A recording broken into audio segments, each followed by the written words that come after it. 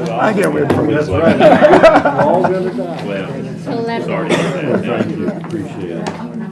It's the art of.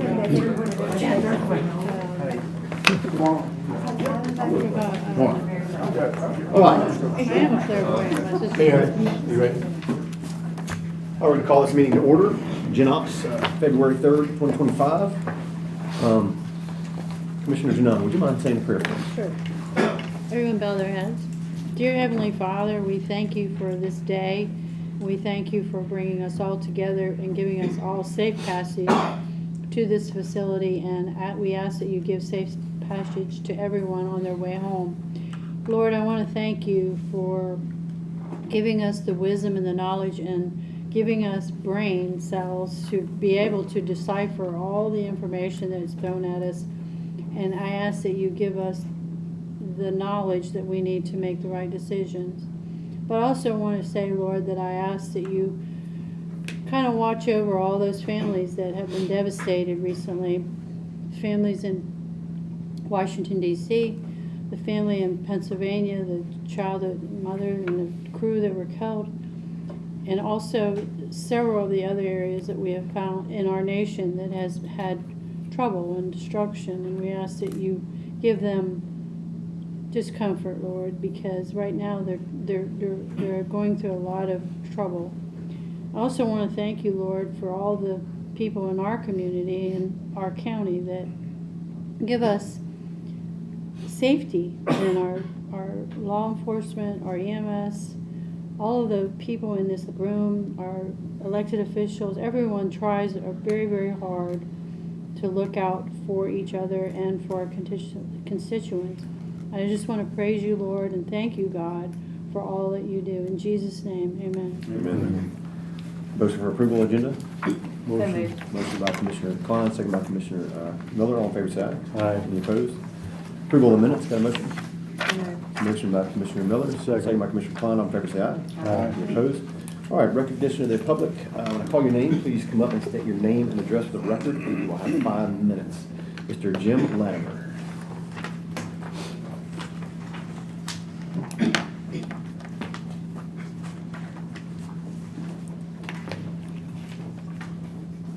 Jim Latimer, 1578 Latimer Lane, Hendersonville, Tennessee. Here to speak about the Brown House.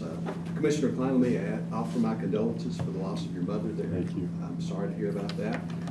We're here to meet again to discuss the house that keeps rolling down the road here. And our family, as I've told y'all before, it goes back to originally being built by Charles Latimer, who's this ancestor of mine. He was son of Jonathan.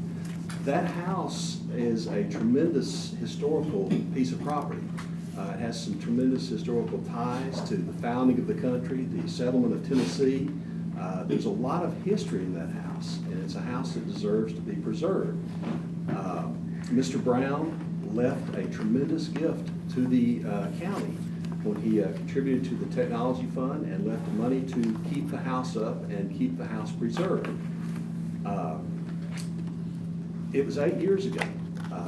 We seem to be going back and forth and spinning our wheels and trying to get things settled with this house. It's something that we need to get done sooner rather than later, because the longer a house sits empty and nobody's in it or nobody's doing anything to it, it'll just continue to deteriorate. And that house is 200 plus years old.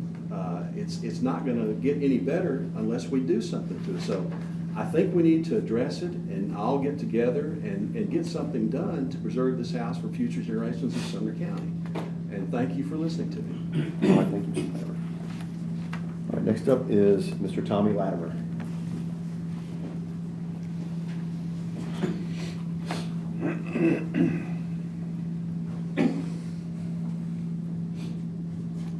I'm Tommy Latimer, 264 Hester Road, Portland. Jim and me are umpteenth cousins. I can't really tell you. His great-great-granddaddy built the house. Great-great-great-granddaddy. My fourth great-granddaddy was a brother. They came here in 1790, and the house was built between 97 and 1827. I think early in that time period. because he had 5 kids at the time he built the house, or bought the property. So I don't think he lived under a sycamore tree. I don't know what's going on with the house. This has been dragging on for a while now. I've been to several meetings. I thank you for hearing me.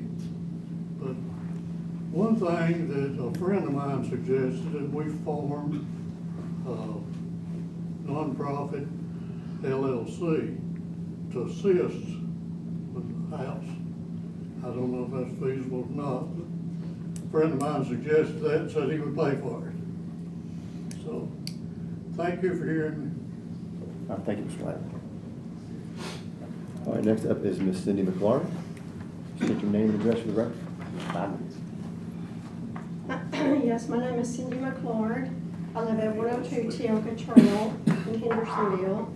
I've lived next door to the Brown Farm for 38 years now, I think. We raised our kids there. This is dragging on way too long. And I can point my finger. I know who to blame. I don't know why. You've got the will. The will. If I wrote a will today, if I passed away, would it be a good will? Would people stand behind it? This will specifically said $500,000 was to go to the house. It was lumped in when the man passed away back in 2017 with the educational fund.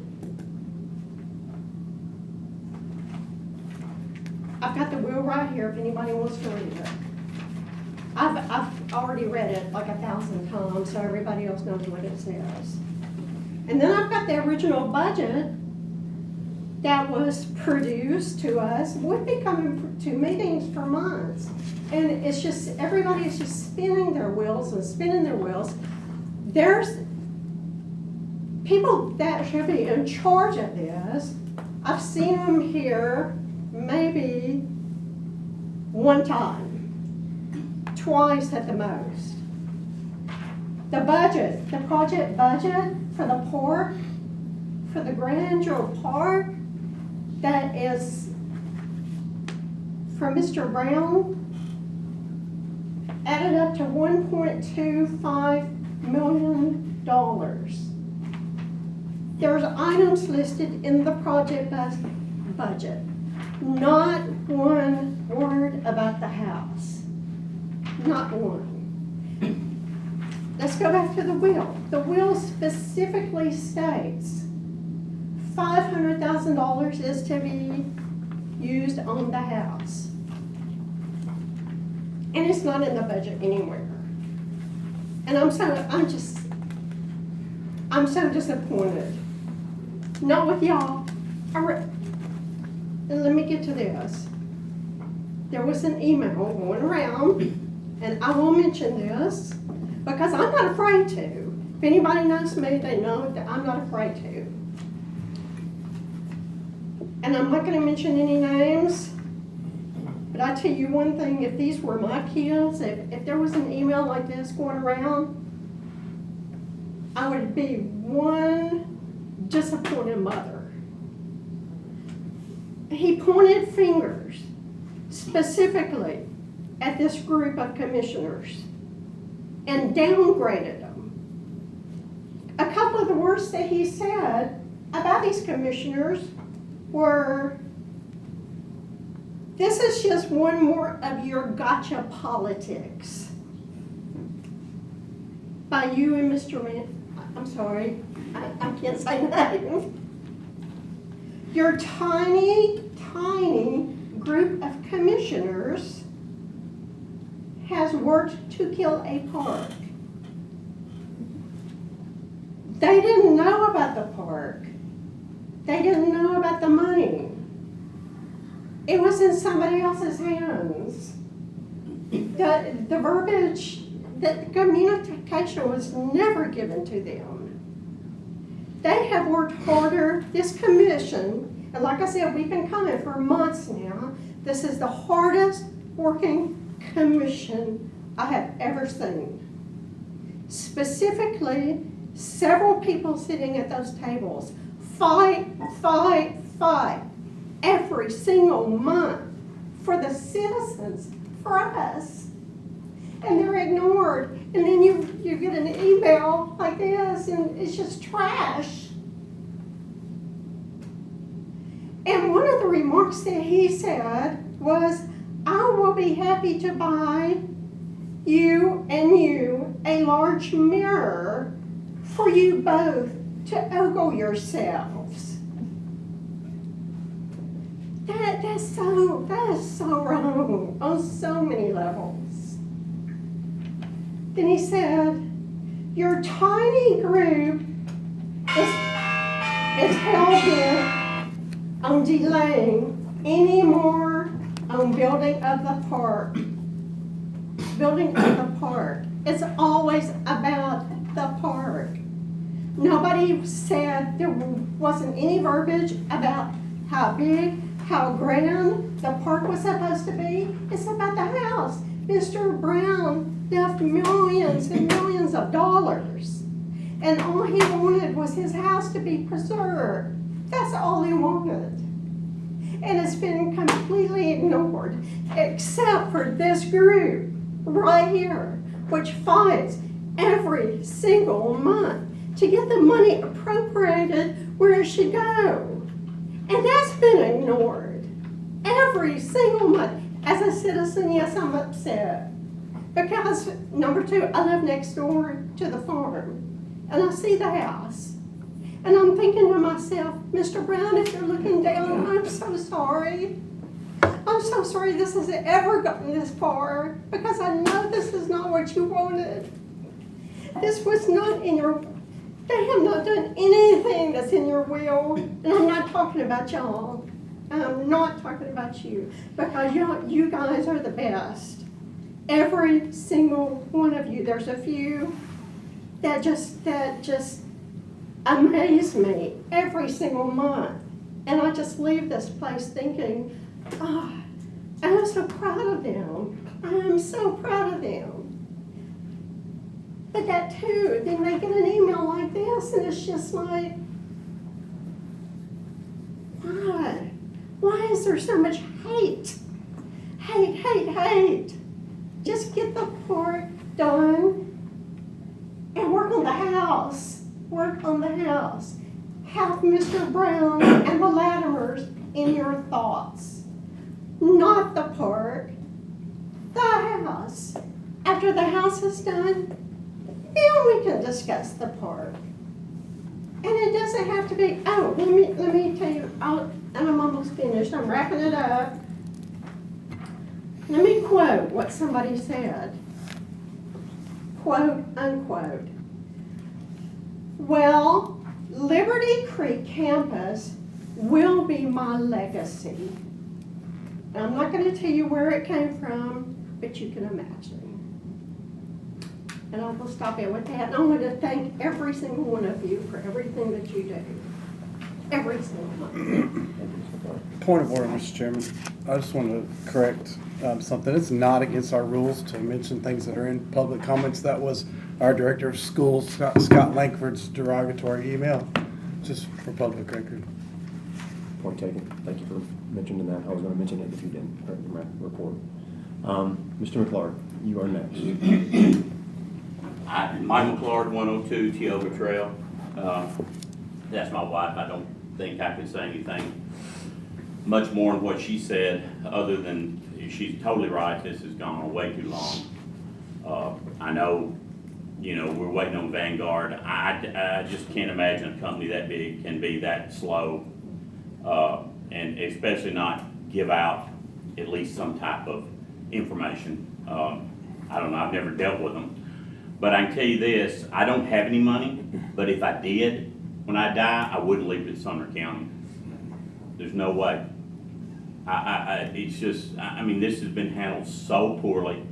The previous administration, they hid it. I really think that's where it started. It was hidden. And was put there thinking that no one was ever gonna find out about it, and it would all be done and it'd be over with, and then what they're gonna do? At the last elections, a new group came in and they started looking and they started bringing things to the attention. That's you guys, or most of you guys. It just baffles me that this can't be taken care of and be taken care of correctly. That email she's talking about, as Mr. Jones said, you know, that's from Scott Lang. That is the most I mean, I wrestled for 4 days on how to respond to that when I read it. You know, the enemy got a hold of me and told me I needed to just sit there and write the nastiest, dirtiest email that I could think of. And that's why I waited 4 days, and I came back very, very lightly with what I was feeling and are still feeling. And she is correct. If one of our children had done that, she'd have, I wouldn't have wanted to been them, let's put it that way. And I just can't believe that someone in the position that Mr. Langford has, that he would attack. That's something you'd see on a playground with a bully attacking. It's just not right. But I mean, you know, there's nothing we've done past. Let's move forward. But Mr. Mayor, please continue to work, try to get this taken care of, and then get the money switched over. I'm not sure what it looks like once the money is turned over to the county. That's going to have to be another discussion. But you know, it's got to be turned over, gotten and turned over first, before anything else can move forward.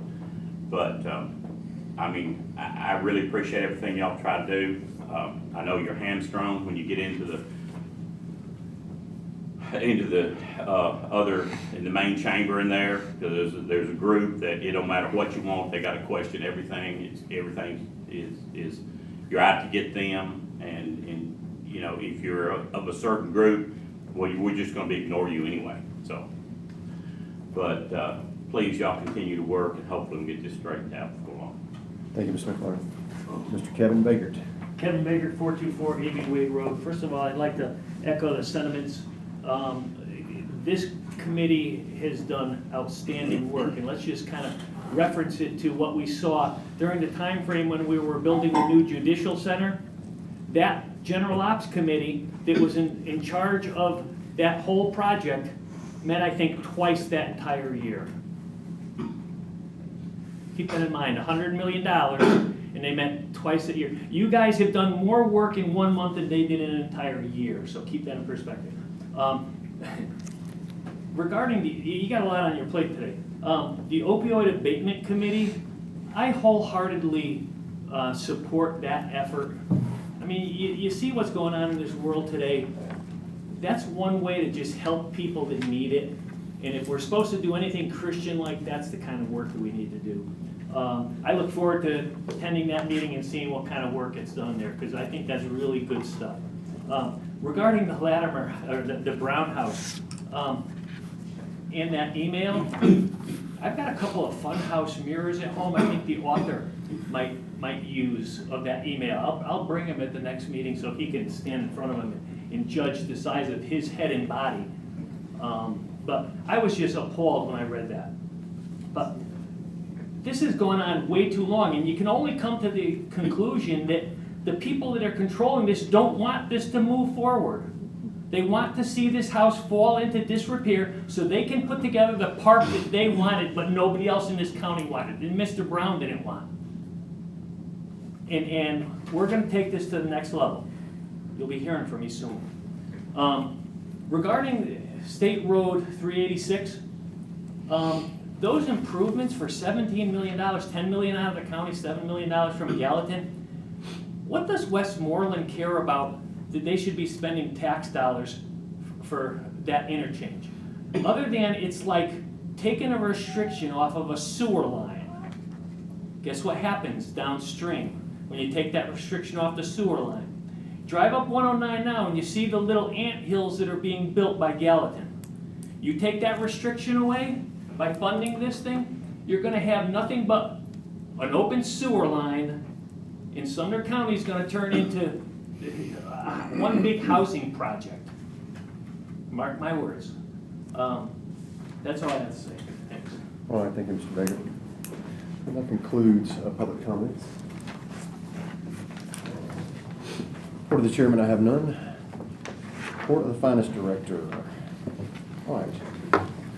Mr. Shamrock, item A, updates on building construction for policy. I know you guys should have a handout about capital projects update here to reference as he's talking, so take it away. So for the archive roof, last week we ended up getting the contract executed as of this morning. They started the demo on the roof, so that's in the works. It's supposed to be completed around the 28th of this month, barring any weather issues. Westmoreland EMS, we're still waiting on some of the permits. We've got the notice to proceed done, and there's still a little perk issue going on there, but I think that's getting worked out. Oak Grove, the volunteer fire department, kind of in the same boat. We're waiting the permits, notice to proceed's executed. The water tap is having to go through a couple of their committee meetings in Portland due to they're not allowing new water taps. So it's going through the whole process. It's already got its first reading done, and it's supposed to be fine after the next month, second reading. The Brown House, as all of you know, me and Commissioner Klein walked it in the middle of January. There's a couple places that the contractor needs to gain access to, and we'll get a better idea of what needs to be done. I also provided a PowerPoint with a few photos with it, so you guys can kind of see what we looked at while we were there. And there's a few notes on there as well. Mr. Chairman, are we going to interrupt and ask questions or make comments along the way of this report if we need to? We Or let him can, but when finish it comes and to the make Brown notes. House, I'd like to wait until we get to the old business to talk about this. Okay. If that's all right. Yeah. And the TDEC grant, that money was actually returned today. So that's out of the picture now. So we don't have that money or access to it. The parking garage, as far when me and Commissioner Klein walked it most recently, there was some painted rectangles. We inquired about that, and the mayor is having some people go ahead and label the garage. So that is what that is. So the parking garage is Currently being in the works on. all the being signage that labeled, we've been talking about for a little while. It's okay. doing the levels for each. Was that done by the schools? We're talking about the courthouse. So we were inquiring for the schools, and when we went to go take pictures of the areas, we noticed that there were already blue rectangles that were recently painted. So we reached out to the mayor, and he said that he's already having somebody do all the labeling Okay. of each floor. So It's a great that's what idea, that but is. no needed anymore. Yep. Okay. Well, they're gonna have the schools do our project, do the painting on it, so not needed anymore. The Franklin Street stormwater, we did the public advertise starting last Thursday. On the 13th is our bid opening, and then I've requested from the architect that they give us the scores for the bids within 30 days so we can go ahead and get that rolling. So we should know more here in the next couple weeks on that. The courtroom build out, that I'm sure we'll talk about here a little bit later. I've reached out to ESA, which was the contractor that did the courthouse itself. I talked with the Wendell Brown, and we went back and forth a little bit. We talked about the issues that they had with the contract previously in October, and I talked with our legal team here a little bit about it. I sent them the changes that we would want to make and requested some things from them. Wendell asked me a couple questions at the end of last week. That at this time they're still reviewing on their end whether they want to proceed with us, but they'd like to work with us. They just don't want to risk their relationship with the county in a bad way. So they're trying to make sure that they're covered on their end. So I'm hoping to hear back by the end of this week on whether they want to move forward. Commissioner Jones, you have a question? What does that mean, risk their relationship with what? With Sumner County? Yeah. So We they're are at Sumner afraid, County, like- well, then, I guess the reliability issues that they were concerned with in the last contract negotiations. Yeah. So they didn't want to risk their company and that relationship saying, oh, no, we just don't want to work with you. So Did this have anything to do with the points of failure with the old contracts that our administration did not write good contracts, and there was friction and issues with that? I don't believe that. I think it was just a little bit of interpretation on both sides. Well, so that led to my next question, which was there anything we could do about the failures in those contracts where we don't own the designs and things like that?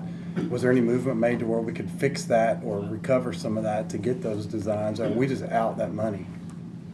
So that's the next course of action. If they don't want to move forward, that's the next talk I'm going to have with them about taking ownership of that and using those plans.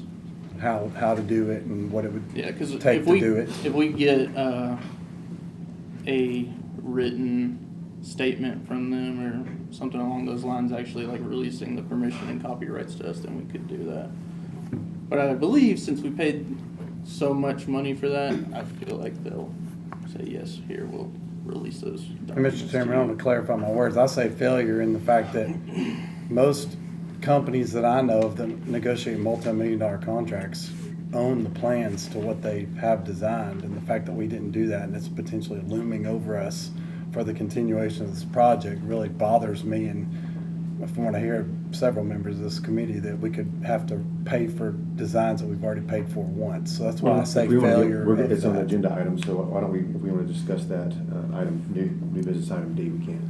And to answer I just your- wanted to ask that question. If that's where if that's where it's going next, that's fine. I'm anxious to hear how it evolves. So you can keep on going. I just want to make sure that was going to get asked. And to that point, going forward, we've already had conversations, like going forward, we're going to ensure that our contracts state that we own it. Thank you so much. Commissioner Klein, you have a I was question? just gonna say, I know that one of the issues with Mr. Brown, I think his name, Wendell Brown, was he felt like we weren't paying him in a timely manner. So a lot of that had to do with money. But I believe he was paid everything. Okay. All right, go ahead, Scott. A couple SWIG projects up in the northern part of the county. Portland projects are under construction. The Westmoreland project was bid in December, and then all their documentation was submitted to us in the end of January. The Portland and water lines for Oak Hill are under construction, but they're still waiting on the tank to be finished. I know that is on back order for right now, so we're just waiting on that. As far as the Westmoreland bid, there was questions on whether their bid met the ARPA standard. We actually have a meeting with the consultant on Wednesday to further investigate that and kind of move forward with that, whether they need to rebid or if they're good. So we'll know more on Wednesday about that. Mr. Klein. Is this the same project that Gallatin heads up the $30 million, or is this something different? So under the state water infrastructure grant, this is the safe water drinking grant that is with Portland and also is with Westmoreland. So they are actually sub-recipients of our grants for that project. So Gallatin's not in that scope at that part, but Gallatin did take ownership when we gave them $9 million with our ARPA funds to work on safe water infrastructure. And there was a $20 million grant that was part of it. I'd have to go back and clarify, and we will get you an update Okay. at that point in time. Okay.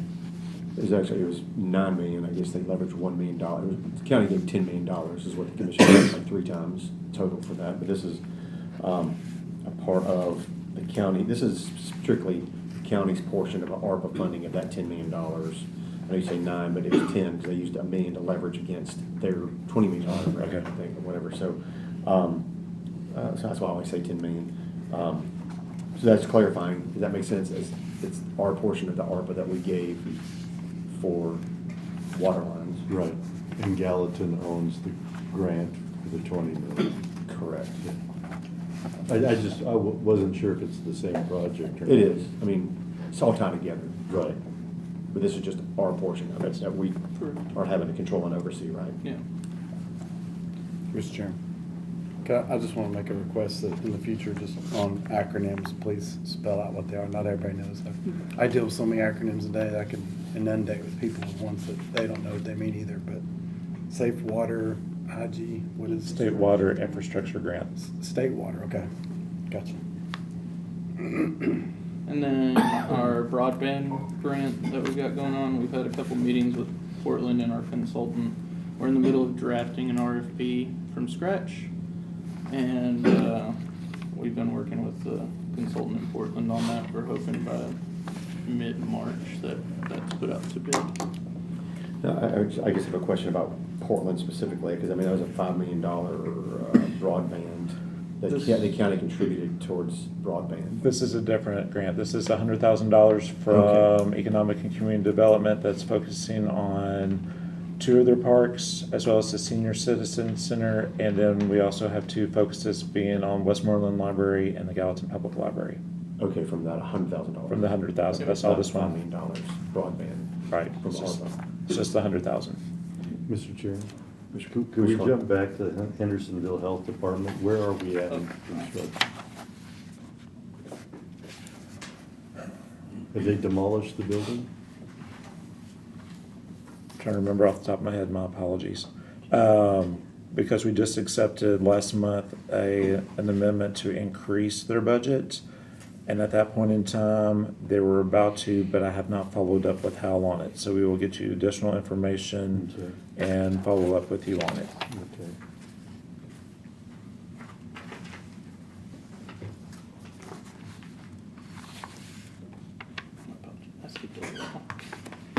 And then the Hollows Drainage Improvement Project, there's coordination of utility conflicts. I know that Marshall gave us an update the other day on it, that they were working on moving all those lines prior to the placement of the pipe and drainage structures. And then on the back page, there's kind of a breakdown for the Millersville EMS trailer rental, and then the breakdown of the utilities being paid for at the old courthouse. And I've got a written down breakdown of those numbers specifically to each category, but those are the overalls for the old courthouse. Do we have an estimated completion date for the Hollows project? I know Commissioner Miller's constituents would probably be interested in that. If you could find out. We'll follow up. Yeah, thank you. I have a question, Yes, ma'am. Mr. Chairman. Commissioner Jones. Under Millersville EMS trailer rental, for year 24, there's $7,160. And FYI 25, now I don't know if that means It's from June to June. Okay, that makes more sense. June to 'Cause July. there's a lot more money there than. Right. There's not 1 month. It's just a trailer. Gotcha, okay. And then at your request, I also included a courthouse breakdown of everything that's been paid so far. I was gonna ask, It has the garage and the jail pod on here as well. The garage, they have requested retainage on. We're waiting on the approval for release for that. And then their final billing for the courthouse, they're supposed to be submitting this month. and this is just principal, because that doesn't include the interest loan. We had asked for this last month, so I don't know if you guys want, we can discuss next month again if you want to, but just what the total was on this that we could find so far. I think there's more than this, but I'll have to get it to you guys. Any questions about the board? All right. All right, thank you, Dustin. Thank you, Scott. All right, so we will, so, this item, I guess, technically B, and C, I guess we covered all those things, item A, B, and C. I don't know if you want to, but on next month, we can just do away with the bullets and we'll just kind of run through it all as just a report of finance director. Yeah, we can do We that. can just do that. This was great, Scott. Yeah, thank you Yeah, guys. thank you.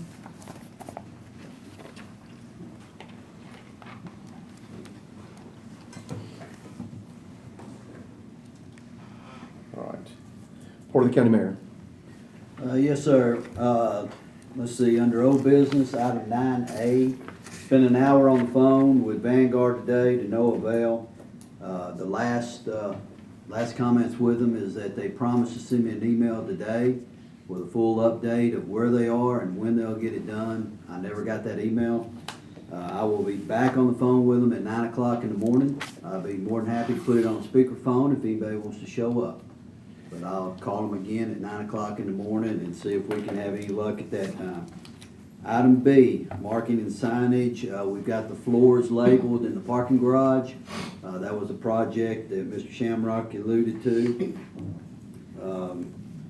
Let's see, the water leak at the old courthouse, of course, that's been fixed, and we did get an adjustment on the bill. I don't have the exact dollar amount with me, but we did get a water adjustment on the bill. Security cameras in the parking garage, that project's completed. So we're in the process of finishing up all the billing on that. And we'll be contracting with the Millersville EMS station here very soon to get that redrawn, and they're pretty confident that's going to fall way below $250,000. So hopefully we'll have some good numbers to come back to general operations with that project. That's the end of my report, Mr. Chairman. All right. Save any discussion on these items when we get to them. All right, item 9A, old business. Do I have a motion for discussion? Motion discussed. Second. Motion by Commissioner Miller, second by Commissioner Jones. All in favor, say aye. Aye. Any opposed? All right, floor is open. I have a question. Commissioner Janone. I've got 4 questions. Regarding what he was saying, Mr. Mayor was talking about Vanguard. I had asked what the name of the individual was that was the financial director that you were speaking with, and you offered that to everyone. But my question, I'm a little bit perplexed because since I haven't been on the committee a long time, I've been listening and hearing what you're talking about the money and that it's in the Vanguard account. And that the trustees had to be changed on the contract. Am I correct about that? Has that been finished? Has the trustees' contract been changed? Talking about the signature as far Yeah. as like Yeah. signatories? That'd be a good, great question for the mayor. So, Mr. Mayor, do you mind answering Have that the question? signatures been changed on the contract? No, on the trust. That's what we're trying to do right now, is change it from the previous 2 to the second 2. That's what they're having difficulty doing. Once that's completed, then the request for the funds will be made. That'll be made in the same phone call. Once they say, we have got the names and I'm authorized. Right now, I'm not authorized to withdraw any funds. So that brings me to my next question. Last month, when we were talking about they were given a report, financials did, they said that the school system had taken money out of the account for the technology over at the school. So I was confused about how they could draw money out if they weren't, neither one of them were on the signature, like he said. How can they draw money out when they don't have signature for it? Who's making that decision over there as far as how they draw that money out? Because that was an inaccurate statement. There was no money withdrawn out of that account. It was 105. It was withdrawn, but my understanding that was from the fiscal year When prior. Mr. Phillips? Correct. Okay. Right when he basically was done right before he walked out the door. Is my understanding. Okay, that's what I wanted to clear up. And then my second question is, when I have been out to this area, to Liberty, and there's a picture here, and there's no way to get, that I know of. The driveway has been obstructed with a culvert. So if there was a fire at the house, how the heck is the fire truck gonna be able to get up to put the house fire out? Because and it's a log cabin, it would be burnt to the ground. So how did that get approved to obstruct a driveway with a sidewalk and a culvert with the road? I mean, that's concerning to me, because it was almost like it was somebody's mind that house was gonna, it just seemed a little weird to me that happened, and that is seriously a emergency issue for a truck to get in there, even if there was a injury out there at that house, somebody was out there and got injured or needed, an ambulance, there's no way, you would have to go through the ditch or whatever, or, I don't know how you get back here unless you took a four-wheeler, but, or walk. That's a long way to have an EMS stretcher go out there.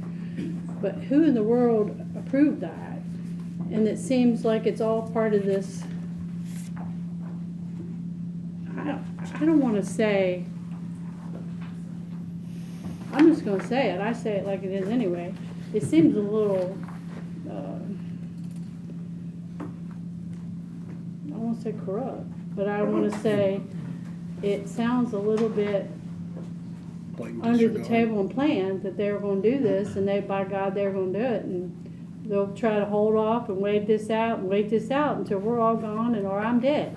I don't know, but it doesn't seem right. But that culvert is sitting in front of a driveway that's an emergency access to that house. And so I don't understand how that happened, and I wanted to bring that up. That was one of my questions about the Brown house. But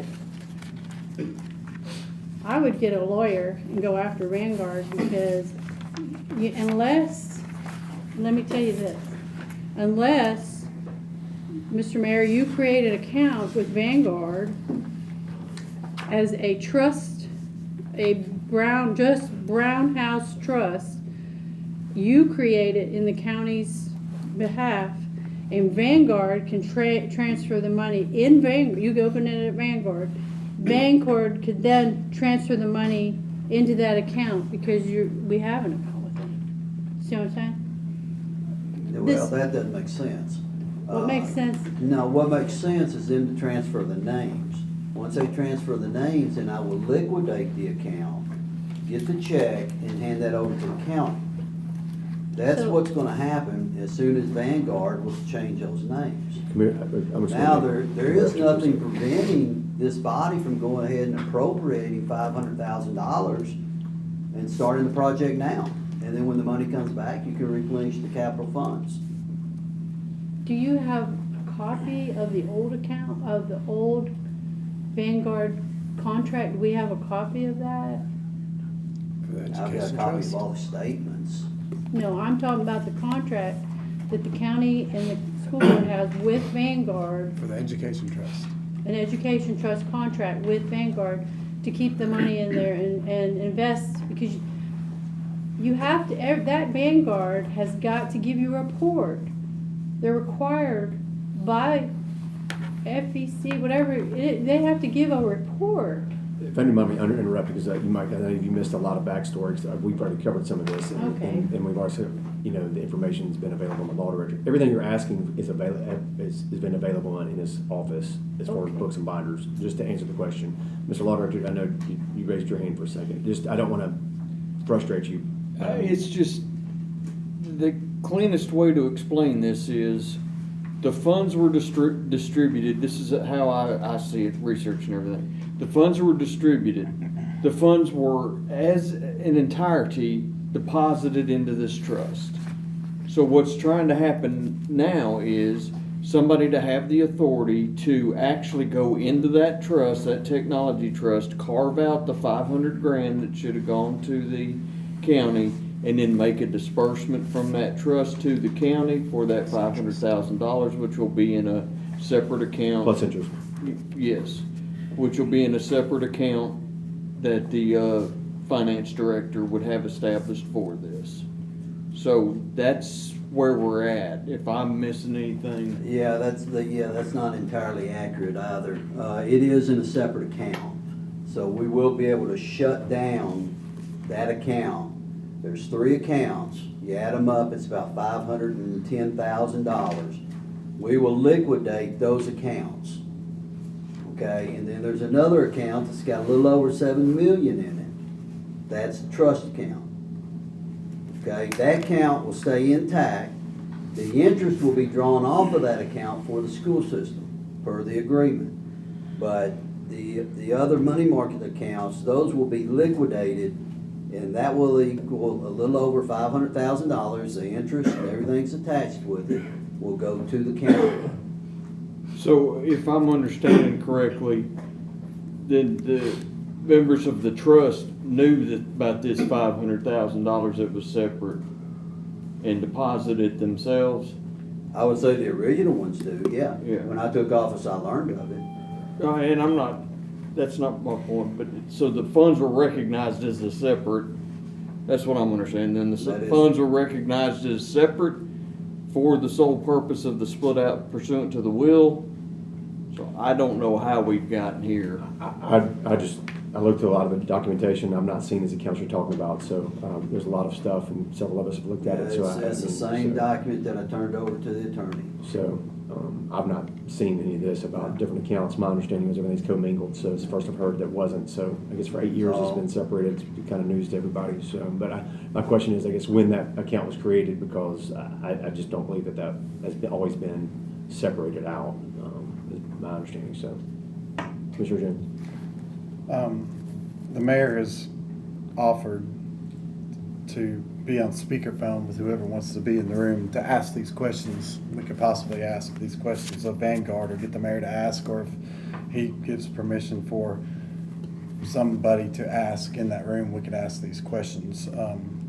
I too would like to know when that second account was created. Was it at the inception of taking the 8 million at the beginning? Because we've been asking this question for 2 years on if the accounts are separate, where the money is it commingled? And I want to know when it was known. If it was known by the prior trustees only, then I can't fault the mayor for not knowing that until recently. But if he's known it since he came into the administration, then that's a little disheartening, because this committee's been trying to get to the heart of that matter for going on 2 years now, and that would help. And then the second question I want to know, and I'll address it to you, but it's probably more for the mayor, is when any one of us calls Vanguard, they will not talk to anybody that is not authorized on the account. Correct. How is he able to talk to them if he's not authorized on the account, if he's not a trustee? I want to know in what way, shape, or form he is authorized to talk, or if he's been able to talk about this separate account this whole time. Why have we not gotten any information about this separate account during all these question times? I don't have an answer for your question. Mr. Mayor, do you have an answer for that? I've got my information submitted, so they've got my documents in there. That's why they allow me to talk to them.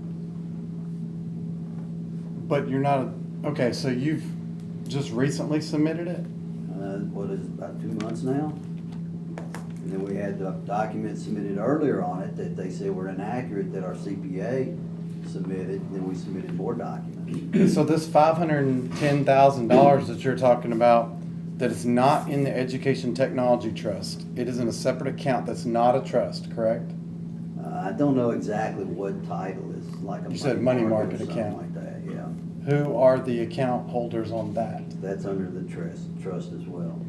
So the trustees are still in charge of both Yeah. accounts anyway, so it might as well be commingled, because the same people hold it. It's inaccessible by anybody but the trustees, so it's as good as intermingled. And what is the third account? You said there's I three. don't know about third account. You said there are 3 accounts. The one was No, 7,000. the 500,000, it looks like it's in 3 accounts. I haven't been able to talk to them about that yet because I'm not officially on it. So it's split between 3 So accounts. all I can do is talk to them about trying to get the names changed. The And then 500 I talk to them about the accounts. The 500,000 is split between 3 accounts. Yeah, all the documents are in the attorney's office. I've seen the documents, they're in like 12 notebooks, and they're like 3 inches thick, so you can bury a lot of information that way and make it inaccessible by just the needle in a haystack. But just getting pointed questions answered would have been the way to do this. Somebody that understood what was going on 2 years ago to answer these questions.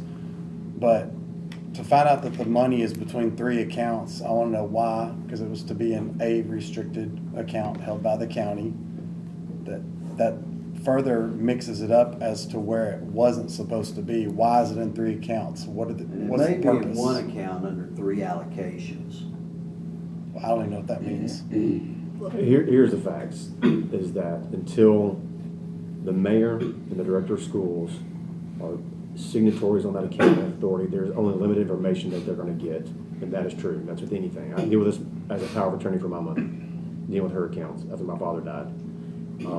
And so I've had to turn in that paperwork, and it's never taken me more than 7 days to get it back and get everything changed. Then I can start asking questions. So I've done this on multiple financial institutions, including Vanguard. So for me, from personal experience, it took me less than 7 days to get my POA approved through their legal department. It wasn't a problem for me. But Mr. Chairman, I'm asking, since the mayor offered, if somebody from this table can be there tomorrow to find out answers to these questions. How long it's been in that separate account? Why is it in 3 Can you separate be there accounts? tomorrow? I cannot be there I can't be there tomorrow night. I work a regular job. So I don't know Is if there there's anybody anybody else at this in the- table I'm that gonna be in comprehends Alabama. finances that can Commissioner ask? Young, would you like to be there tomorrow at 9 a.m.? Can you do that? Or- I have to be at the nursing home at 9 o'clock. What time's your meeting, sir? 9 o'clock. Yes, can you be there? Is there anybody from the finance department that could be there to ask these questions? No, 'Cause I I'm- was lucky enough to get jury duty tomorrow, so. Well, what you guys? Dustin or Scott? I want questions answered. Justin, Okay. go ahead. If you will submit questions in writing that you want specifically stated and worded the way you Sure. want to, and email it to me by tomorrow morning, either Scott or myself will ask those questions directly, and then we will report back at the next meeting. Is that okay, Mr. Mayor? That's fine with me. Okay, and so, All right, good enough. yeah, Um, My Commissioners, final, I had one did more, but I did that can't. answer your questions on some of these things or no? well, it's still a little bit in the clouds. It's muddled. But Oh. because I know a lot about financial investment. I'm just waiting to hear what I have to hear. But I'm more worried too about the house having a blocked access. Well, we're gonna talk about that in a minute. Okay. But we haven't moved on that far yet. Got it. You're Thank talking you. about like plans, and we're not there yet. What are we gonna do about So, that? I don't know if it'd be appropriate, Mr. Law Director, I would have a citizen that's been here every month that would like to sit in on this, so is there any issue with that?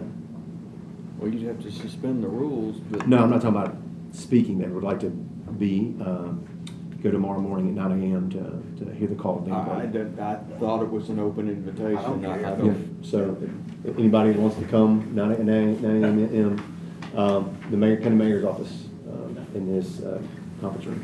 Mr. Chairman, I also would like to just, before this account sounds like it's probably gonna get closed, I would like there to be some kind of a audit, look at how it got to be this way. Why is it split between 3 separate accounts?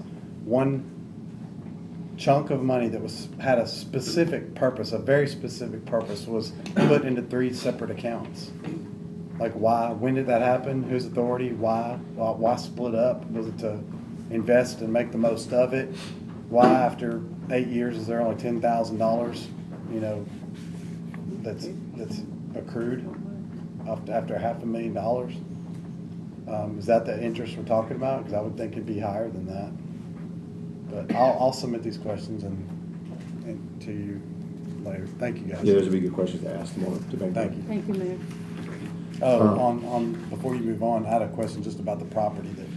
Well, we're not Commissioner moving, Janone brought up. We're gonna get there. So, yeah, I do want to talk about the Latimer Brown house. It's just about the insurance. And she brought the Yes. safety concern. Is So there any more insurance questions on it? about the $500,000 transfer? I guess, No. so mayor's gonna call again tomorrow at 9. Finance department's gonna be there. Any questions you have for Commissioner Jones on your behalf? And citizens are gonna go as well, to hear what the status is and why Vanguard is having so much trouble doing this. And why they can't get it done. Because it should take 7 to 10 days and it's taking 2 months. That's a problem. So, all right, we'll find out some more answers tomorrow at 9. We will move on. I do want to discuss, we do have a report. I'll turn it over to Vice Chairman Klein about his report on going to the Brown House with Mr. Shamrock, as well as what he sent this over this weekend. I didn't get it out to you guys. I emailed it out this morning and have it here printed right here for you as well. So if you have a chance to read the email, if you can get us a summary, Mr. Klein, as far as what you guys discussed, and you and Mr. Shamrock, have you guys discussed this as far as like next steps? It's the document dated 1/27/25, and Mr. Shamrock and I met with a specialist in historic building named Chris Coker, and we walked through everything that we could get through and see. We went up in the attic, we walked in every room, and what we discussed in quite a bit of detail what needed to happen before we can even figure out what we're gonna do with the house, is we have to take away all of the floor coverings that are covering the original wood floors. There's a lot of paneling inside the building that's covering up the actual original bones of the building. We did realize that the back original log wall has a major section pulled out of it.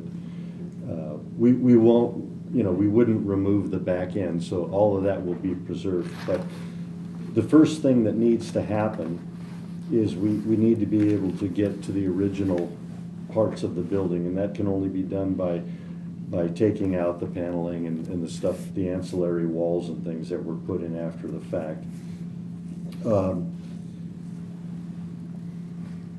We talked about different people that could do that, but Mr. Coker has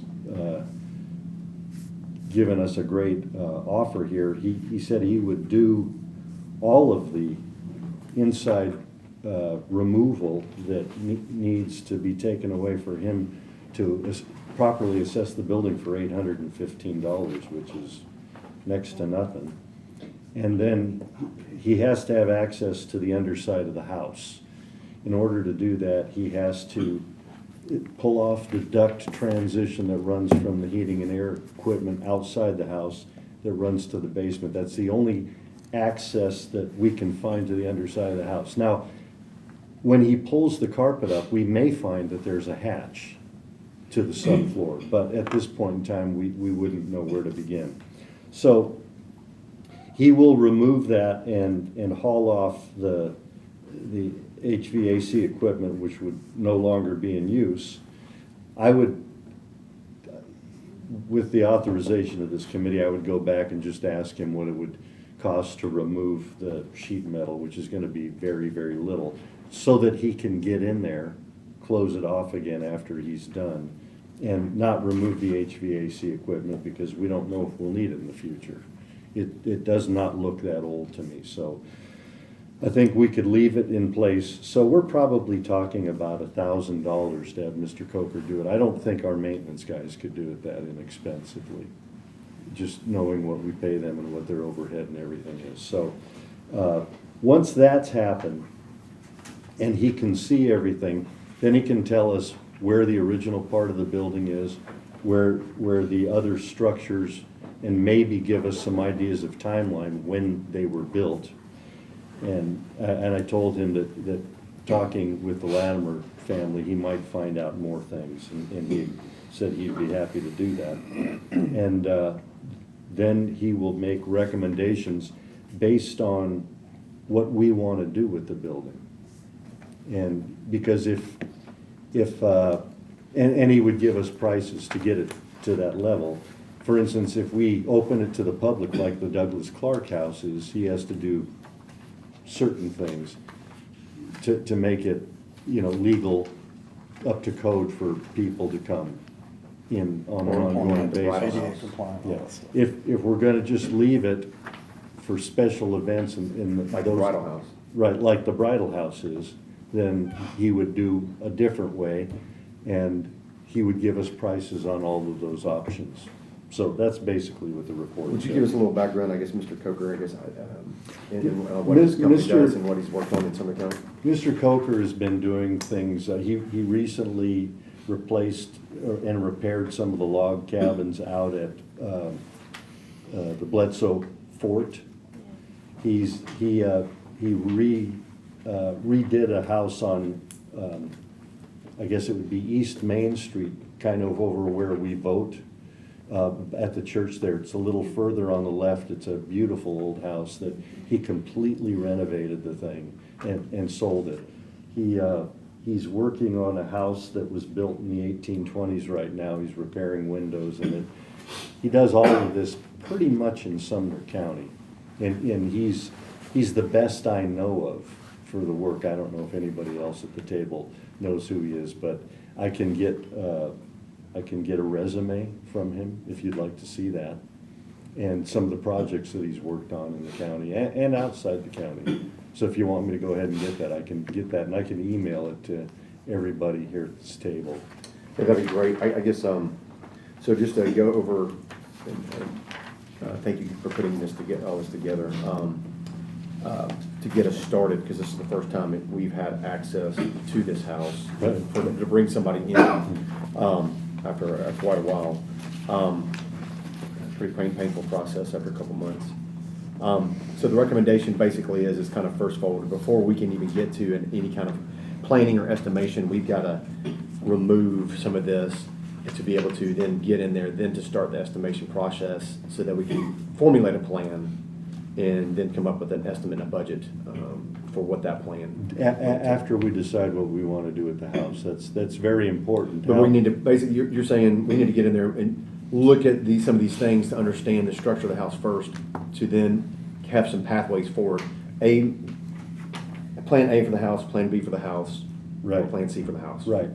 Based on the structure of the structural integrity, what's exactly there, what can be done, whether we want to go back to the original 1790 structure, or do you want to keep the 1960s brick facade that is not historical, which I don't think anybody would agree. I mean, this is going back to this, I think everybody's agrees it's going back to the 1790s, early 1800s, as far as One of the big questions is, how old is the kitchen area on the back? The additions. We don't know. But you won't know until you get in there and start stuff. Right.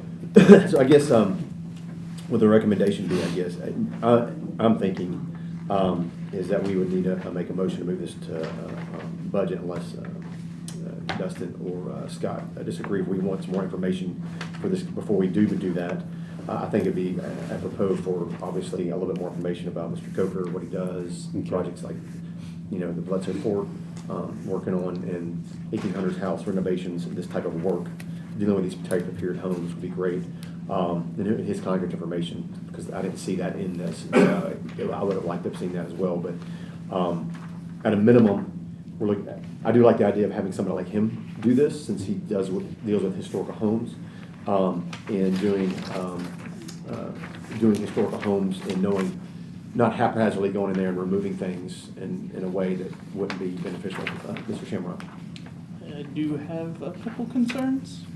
One being, just like Miss Mary was talking about, there's no access to the house, and we don't want to ruin the school property at the same time, so I think that needs to be addressed as well before we move forward. Another thing is the request for an RFP, and based on the amount, if we would need a consultant architect to move forward. I don't think you need a consultant architect to pull out some ductwork and paneling, but I think based on our purchase policy, though, that If it's under a certain. under $50,000, you don't. We still have to have 3 bids. So, I mean, just saying that Mr. Coker's doing it, we would still have to secure 2 additional bids, and then work with our purchasing agent, Mindy, to make sure that we're following procurement rules. So at this point in time, we would still have to go back and make sure we're following our own purchasing policy. So, Commissioner Klein. Is the 3 bids required on something under $10,000? It is. Yes. Okay, so if it's $100, you need 3 bids for it. Okay. And the only other caveat to the statement about the architect is if there is in fact structural integrity at issue, that the amount's not a factor. You've got to have one. So I don't know exactly how deep you want anybody to dive, but if they hit that wall, then we're gonna have to take that into account and revisit who's gonna do the work, and possibly rebid everything. Here again, we know nothing until we get rid of all the covering. We won't know what we're affecting structurally. We know that the paneling is not structural. So we pull out the paneling, we pull out the carpet, we can see what we've got there, and from there you can tell what's structural. And I'm guessing that any of those walls that are holding paneling are non-structural, but he's a builder, and, you know, whoever we would get out there, if we have to take 3 bids, they would be qualified to make that assessment, and if they weren't qualified, then we could talk about a structural engineer. There's a beam that was taken out. If you look at the picture, in the bottom of the house, there's a beam that was removed. It's part of the old part of the house to make the stairwell. You can look at it and see there's a beam that was missing. So we need. Well, it's like Mo Taylor said from the commission a couple years ago, you can build a pole barn for $20,000, or you can build a pole barn with an engineer and architect for $100,000. I guess the question is we're trying to make progress here and move forward.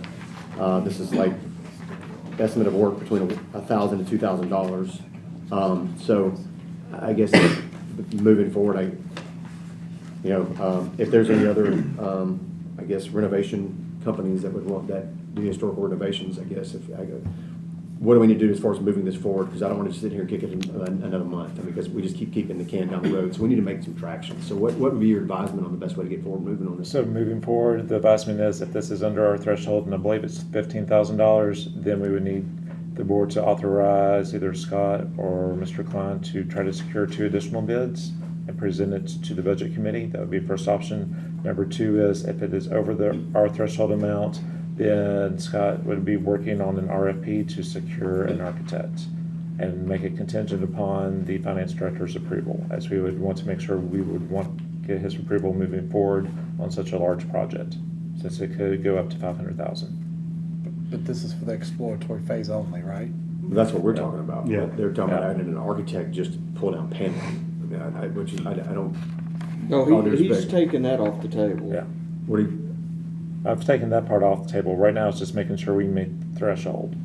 The 3 bids are to ensure we bids. meet the, we Correct. Okay, so don't we're go not- past the threshold. Right, or if it requires an RFP, then Scott would be working on the RFP to obtain somebody to do the minimal amount. So are we talking about putting this out to bid and see how many? We're gonna try to get the 3 bids first. Because I talked to 2 others and they don't have contractors Okay. licenses, so. So we would have to show our due diligence that we have reached out to others Yeah. in order to make sure that our procurement officer is happy and that we're following our own purchasing rules. Okay, I would make a motion that we have Mr. Shamrock find 2 other bidders. While I agree with the statement, and I'm fine doing it, I think somebody needs to, and it's probably the commission, get with the school board about access, because if we, from my understanding, the only property that house owns is that 1-ish acre around that house. Now, if you go start tearing up all the school's new trees that they got planted everywhere. It's all part of the same property now, right? Not from my understanding. It's I thought all it was one separated. property. There was a life estate, so once he It passed away, it closed last merged. year. So even the property the house is on It's is, co-owned. It's co-owned, so we have access to it. We don't need to reach out to them, right? Somebody's out there working on it all the time From my anyway, so. understanding. The school board's working on it all the time without our permission, so Yeah, I don't see why we have to ask I don't permission to remember, I go don't do remember them coming and exploratory asking work. us to do anything on that property. Well, my thing is we go to do exploratory work and those contractors tear up school property, then what? Because there's no way to the house right They're now. not tearing up school property, they're tearing up county property.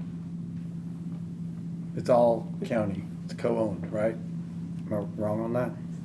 We're No, giving you're the not wrong, but permission. we're going way out of we're just, the way to get to the point, which is. He's worried about having fix access the to get there. access, is what he's saying, Yeah, and it's gonna have to be done at some point in time, whether you wanna do it now or not. it's not a permission thing though, right?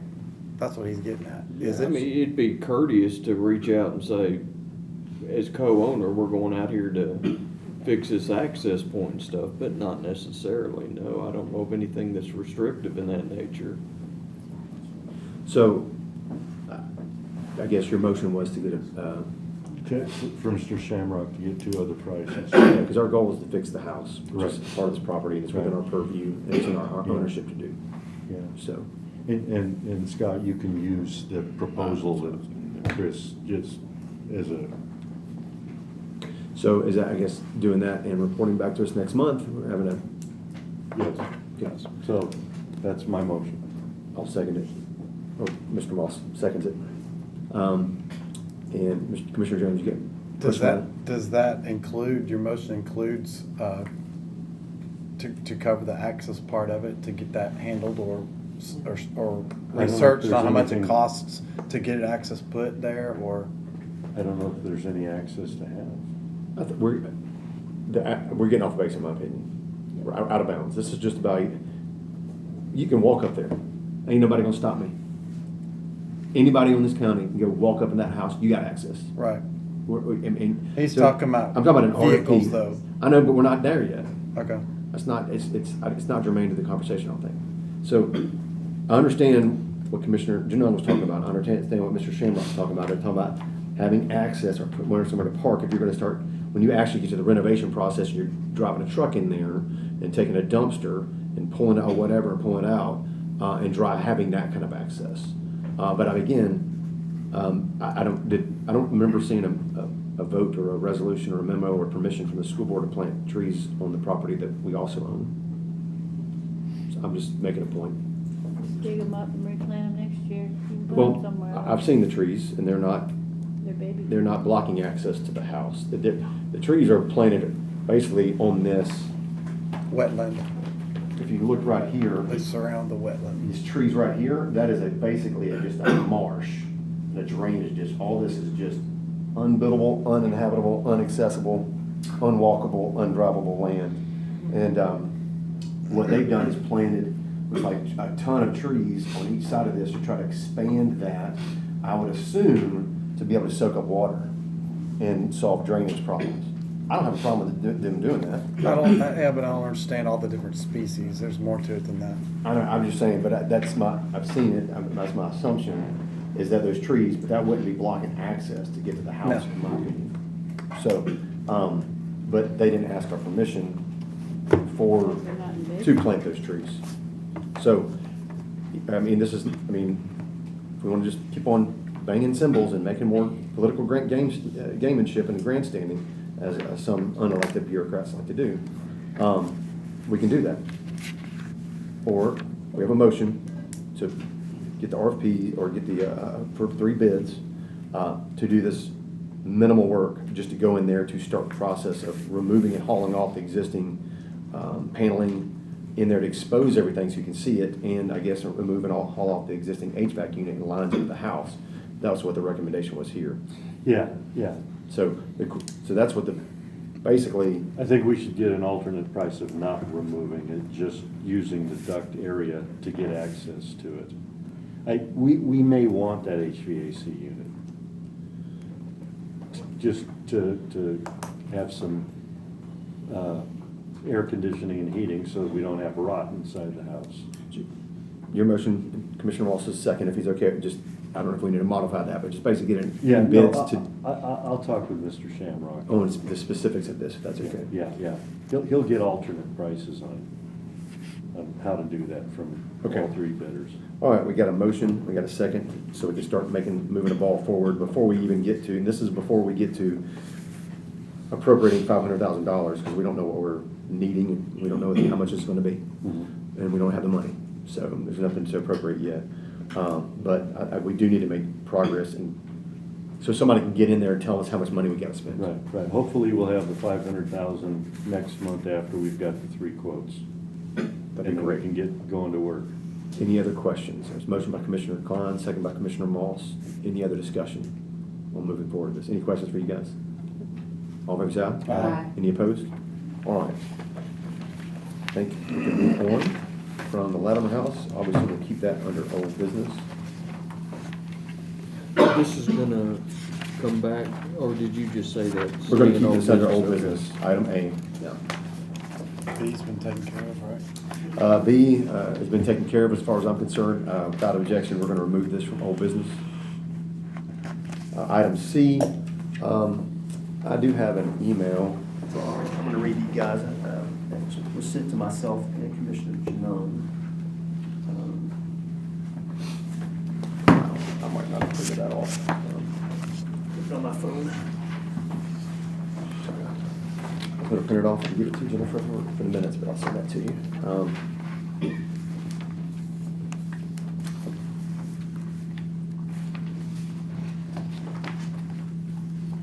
Still looking on my printer.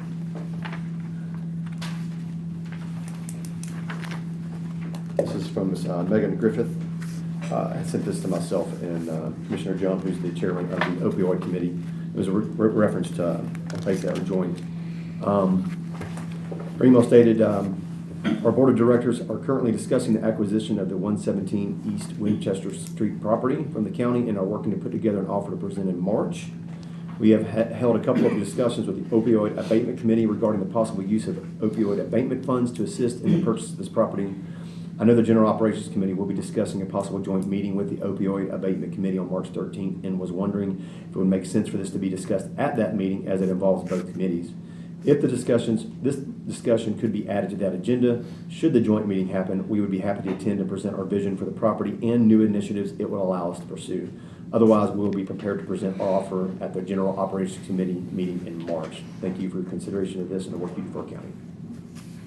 So, long story short, on this specifically, I know we've not gotten down to item A under new business about doing a joint and having approved that. But if there's no objection, should we approve a joint meeting, I think it would be prudent to have her come and present if nobody objects to that. I think it's a great idea. Okay, so I don't think we need to keep this under old business for right now. I guess we'll see what happens unless you guys want to keep this on the old business, but we'll remove this for right now. Which one are you moving? C, we're going to remove for right now because we're going to be pushing it forward to a joint meeting that we can then put back under the agenda under new business based on things that might change or might not change. I think would be prudent at this time. If there's no objection. All right. Item D is a discussion for the vacated Gallatin Square on the old courthouse, 100 Public Square. Commissioner Klein, I think you had asked to keep this on, and you and Mr. Shamrock went out and got access to that, and that was, I printed this off for you guys as well. Yes. Commissioner Klein had emailed that to me this morning or this afternoon sometime. I emailed this out to you as well. Mr. Klein, I'll turn it over to you. Make a motion for discussion. Okay. All in favor, say aye. Aye. Any opposed? Commissioner Jones was the second on that one. All right, Commissioner Klein, if you want to. Okay, we went over to the building and we met the head of maintenance, who is a man named Robert Gann. And we walked the basement and all the floors. One of the things that we did is Mr. Gann had a laser or a electronic tape measure, and we determined the building inside to inside is about 64 by 84, which is 5,400 square feet per floor. Now, that's a really rough amount because when you assess square footage, you only do half a stairway per floor. You mean 5,400 or did you say 6,400? What'd I say? 5,400 is what I meant to say. So it's a lot of square footage. It's 20,000 square feet in that building. And so in walking around there are a lot of fixtures, desks, chairs, benches. Some of the stuff is attached to the floor, some is not. But the first thing we probably need to do is do an inventory of all of that and get it up on the Sumner County, what do I call it? Or surplus property. Surplus. And see if we can get it out to other departments. Once that's done, we can figure out what to do with the rest of the fixtures that are in there. Next thing that needs to happen is it needs to be cleaned out, not unlike the Brown House. The carpets where they exist need to go away. There are ad hoc walls that were built that should just go away, because we need to get down to the original building. I would recommend that the T-bar ceilings, grid and tiles all disappear. They're old, they're ugly, they will not be used in the future. And so, once we've cleaned out the building, now, there is one really beautiful courtroom in there, and I suggest we don't mess with that, because until we know what we're gonna do with the building, that may be kept and used as something, but it's in such beautiful shape, I wouldn't mess with it at this point in time. And then, once it's all cleaned out, I think at that point, we do hire an architect who would tell us the best and highest use for that building. One of the commissioners tonight talked to me about this, Commissioner Sullivan, and he suggested that there are a few different departments that we are renting square footage for right now around the city of Gallatin, and we should put them in here, especially since some of them have to do with legal. And I asked him to get me a list of departments that he thought would best fit in there. But that would be one of the things that we would talk to the architect, who would decide highest and best use, best return on dollar if we were to rent it out. Just somebody we can, again, look at plan A, plan B, plan C.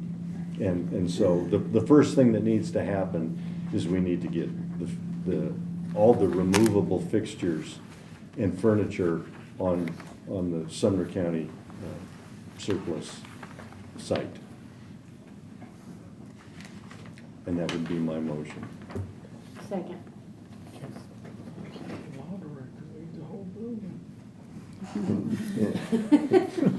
There you go. I guess he said that loud enough for four people. So we got a motion and a second. In discussion on that, I guess, I'll wait for that for the next one. Actually, let me add to that motion, if Mr. Shamrock could do the inventory. You're welcome, Scott. I'll help you with it.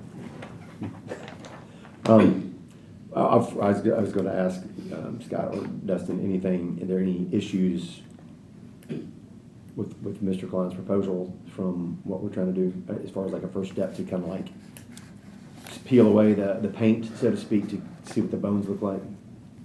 I know this is different than the Brown House. We actually do own this one outright, so we don't have to worry about access, right? Unless the city of Gallatin's going to say something.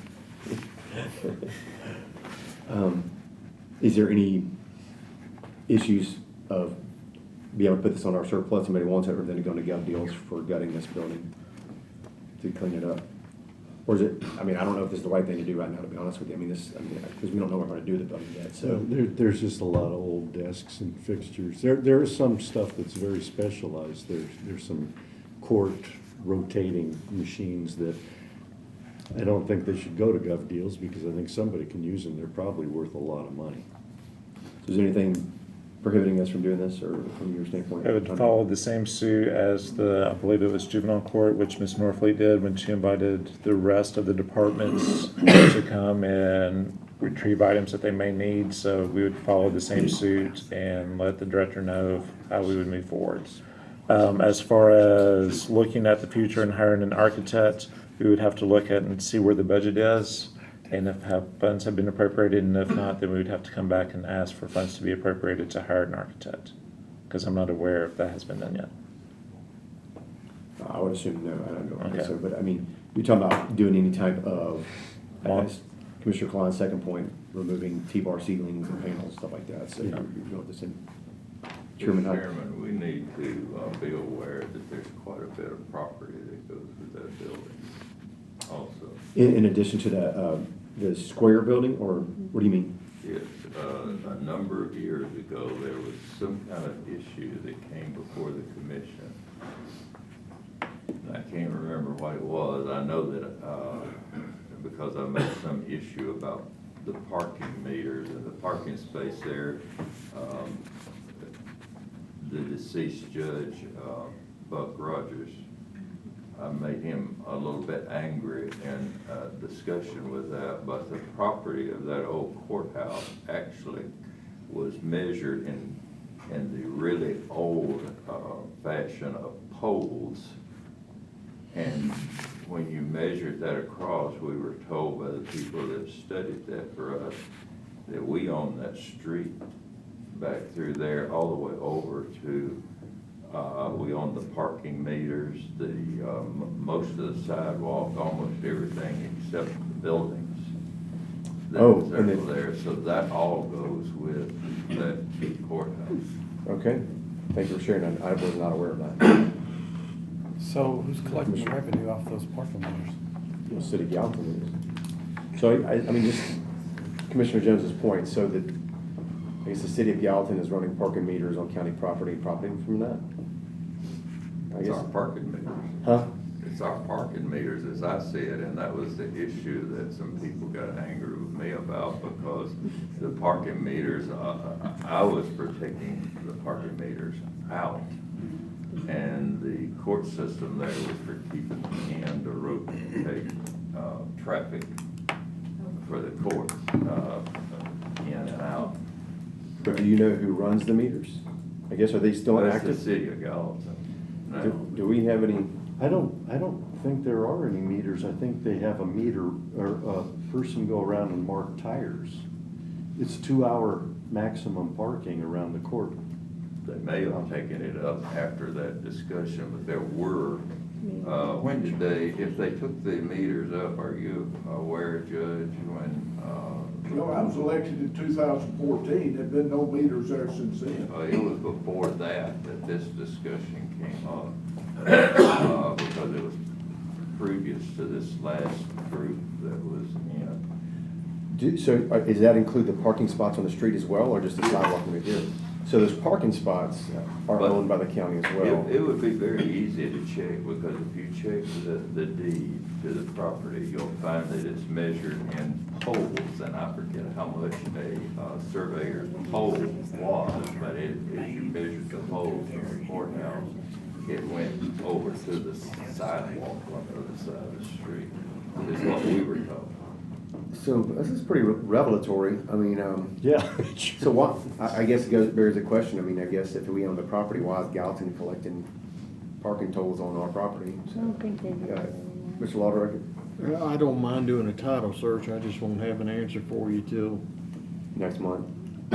Well, I'll entertain a motion if somebody wants to make a motion to address what Chairman Hyde has referred to as far as like getting that information. I make a motion that we have our legal director do a search Title search. a title search on the deed, so that we can figure out the meets and bounds. Second. All right, any discussion on that? All in favor, say aye. Aye. Any opposed? All right, we'll get that for next month to come back with. Is it- We're still on, we haven't taken a vote on this main one, but Commissioner? I seconded the motion that Commissioner Klein made about the old courthouse, and I just want to make sure You're right, that I got it ordered. understand. So we haven't gotten to that one yet. I just Right, unfortunately but I thought his motion was just to put, just, gov deals, we're gonna do that. I know, but I'm just making sure that my second, that I understood what I was seconding. Because what he proposed was just to put things on gov deals that. okay. All right, On just the making- 'cause Sumner y'all went County into all kinds of other surplus. stuff. Yeah, I know, my apologies, we got it ordered, that's my fault. Yeah, Sumner County surplus, not gov deals. Correct. Yeah. Okay, well, it says, Well, it's surplus Okay. is 60 days, is what our policy is, Yeah. and then after that it goes to gov deals. Right. Right. So, your motion was to start the process of all that excess stuff. Doing an inventory. Inter-county surplus Yeah, of yeah. whoever can use this, and come claim it. Otherwise, it goes to gov deals. Mhm. and that is all that motion is? That's it. Okay, because then you're talking about removing ceilings, and I didn't want. Yeah, that's I was- step two. okay. No, that's not a part of it, because Just that. making sure. It wouldn't be, that's why I asked the question of Dustin Point of and Scott if that would be permissible or not at this time. Commissioner Jones? After we vote on their motion, are we gonna move to E? Because I've got a question I wanna ask. Yes. Before it gets. Yeah. All right, all in Have we- favor, any more No. discussion on Commissioner Klein's motion? No, I want to ask a question before that moves on, because then I won't be able to ask a question. time capsule, do we know anything about that? Is it, no No. updates on that, Mr. Mayor, or nothing?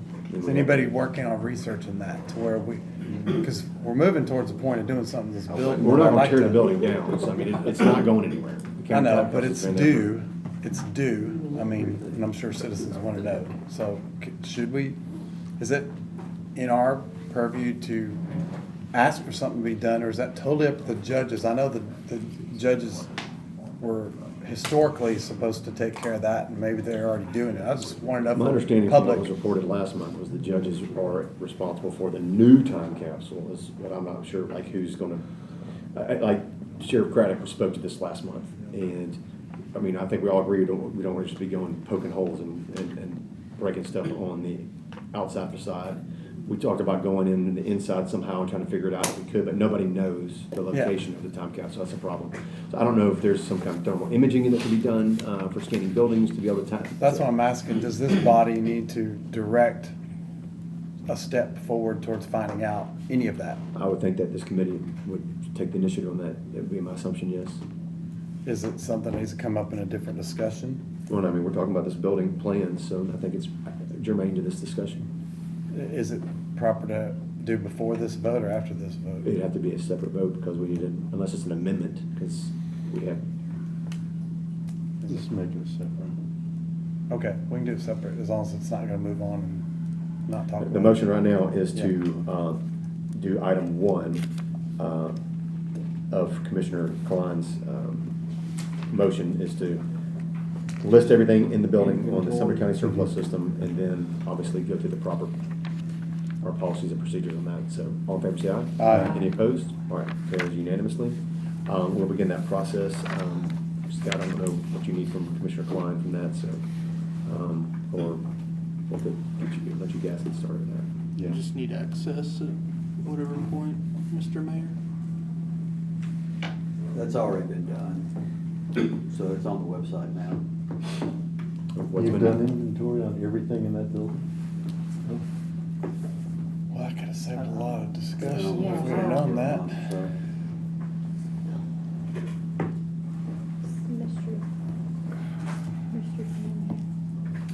So you're welcome to go back through it.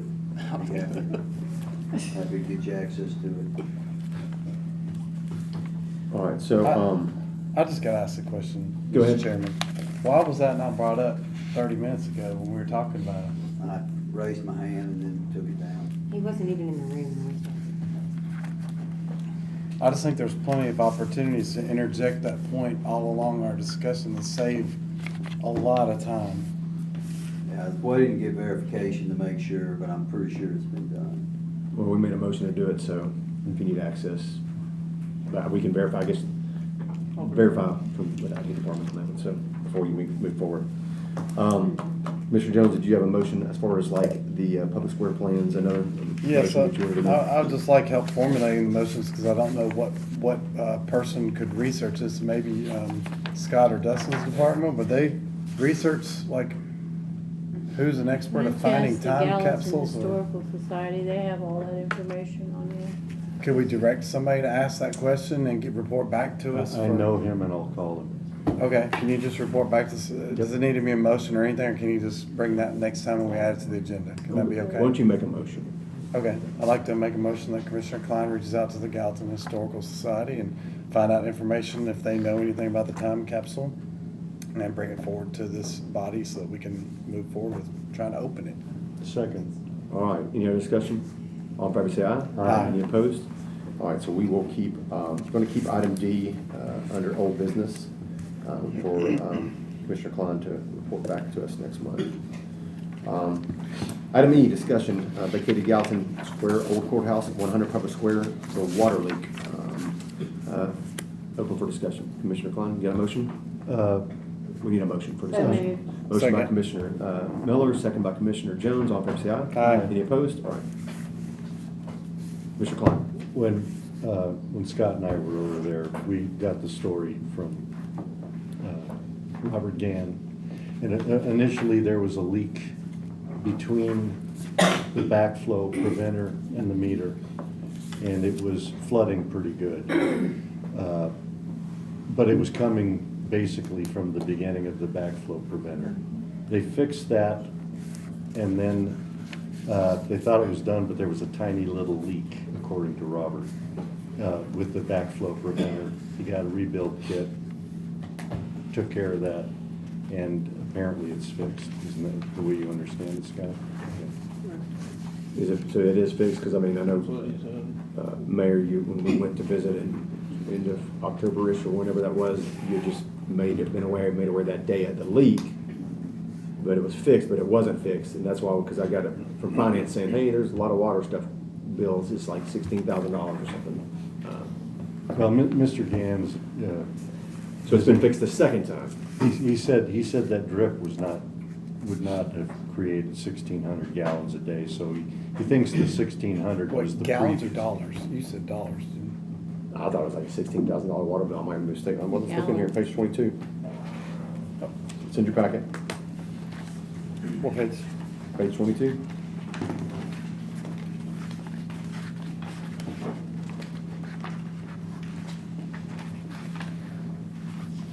Okay, so it's 1,600 gallons every hour of every day. So this was the Kyler Julian from Gallatin Utilities warning the county, and I have a question.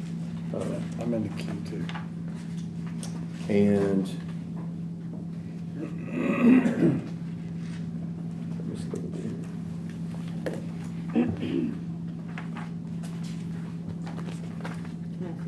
Yes, Commissioner Miller. It says from Mr. Tyler Julian over there at the Gallatin Public Utilities, it says on the email, we have sent a few phone calls and left voicemails to notify with no response. There's a leak on your side of the meter somewhere. Who were they contacting? Or do we know? That's a great question. 24, page 20. So I know that Mrs. Browning in her email said she did not know who they had called or left messages for. And the email was sent to the AP coordinator, Mindy McCurry, who then forwarded to the maintenance department. And then be able to find that information out, but we're not sure who was being called. It's not documented. Phone calls were going to the finance department, and they were not being returned. And then when the email went out, the email was forwarded to us, and that's when we first learned of it. And then took action immediately on it. Justin, do you have anything to comment on that? That one doesn't sound 100% accurate, so I'll have to address it with AP to see exactly, especially with Mindy and our accounts payable clerks, to see exactly where everything was going from. Because technically, I mean, looking at the Westmoreland bills and everything, it technically goes to the county mayor's office. So I don't know if there's something that's happened in this particular scenario, but we will report back to you on this one. That was my understanding, is that it was going to the county mayor's office. The phone calls were going to finance, so they were calling on the leak. So I guess if you wouldn't mind looking into that. But the bills do come to us. So the bills are coming. The bills do come to us, yes. Right. If you wouldn't mind finding out as far as Okay. like from that, if he's saying that the finance department wasn't returning calls. Okay. So, I'd like to know the answer to that. I don't know if we need to leave this on the old business for that versus if you wouldn't mind putting it in your report at the finance director, you guys can notate that for next month. Commissioner Jones? I would like to further direct or request the finance department and/or the mayor's office to get together with correcting whoever's number it should be and making sure they have the correct one on file, just so we know in the future that it is getting answered. And I don't know if that has to be a motion or if we're just asking them to get together and make sure it's ironed That's being out. corrected. Okay. And then the other question I had is, for the finance department, was anything done to request any type of, Discount, correct? yeah, credit for some of that back? Because I know when you pay water bill, you pay water and sewer, and it obviously wasn't going to sewer, but like, The mayor. did you recover some of Yeah, that? mayor already said Our that. report, I would say that we got a credit. Okay, I missed that. Do we know, I mean, 1,600 gallons an hour, That's a massive. so how much money was that? Do you know? What was the bill? I don't remember the exact amount, but I can't imagine where all that water would have gone. Well, and I don't believe that $1,600 per hour is accurate. I agree with Yeah. you. There's just no place for that to go. It'd been flooding out on the Could be road. coming up through the asphalt. Also make sure they didn't overcharge us. Our credit was comparable to what was leaking and what they say was leaking and. Was there a bill for that from the finance department, you guys know, or? There should be a bill.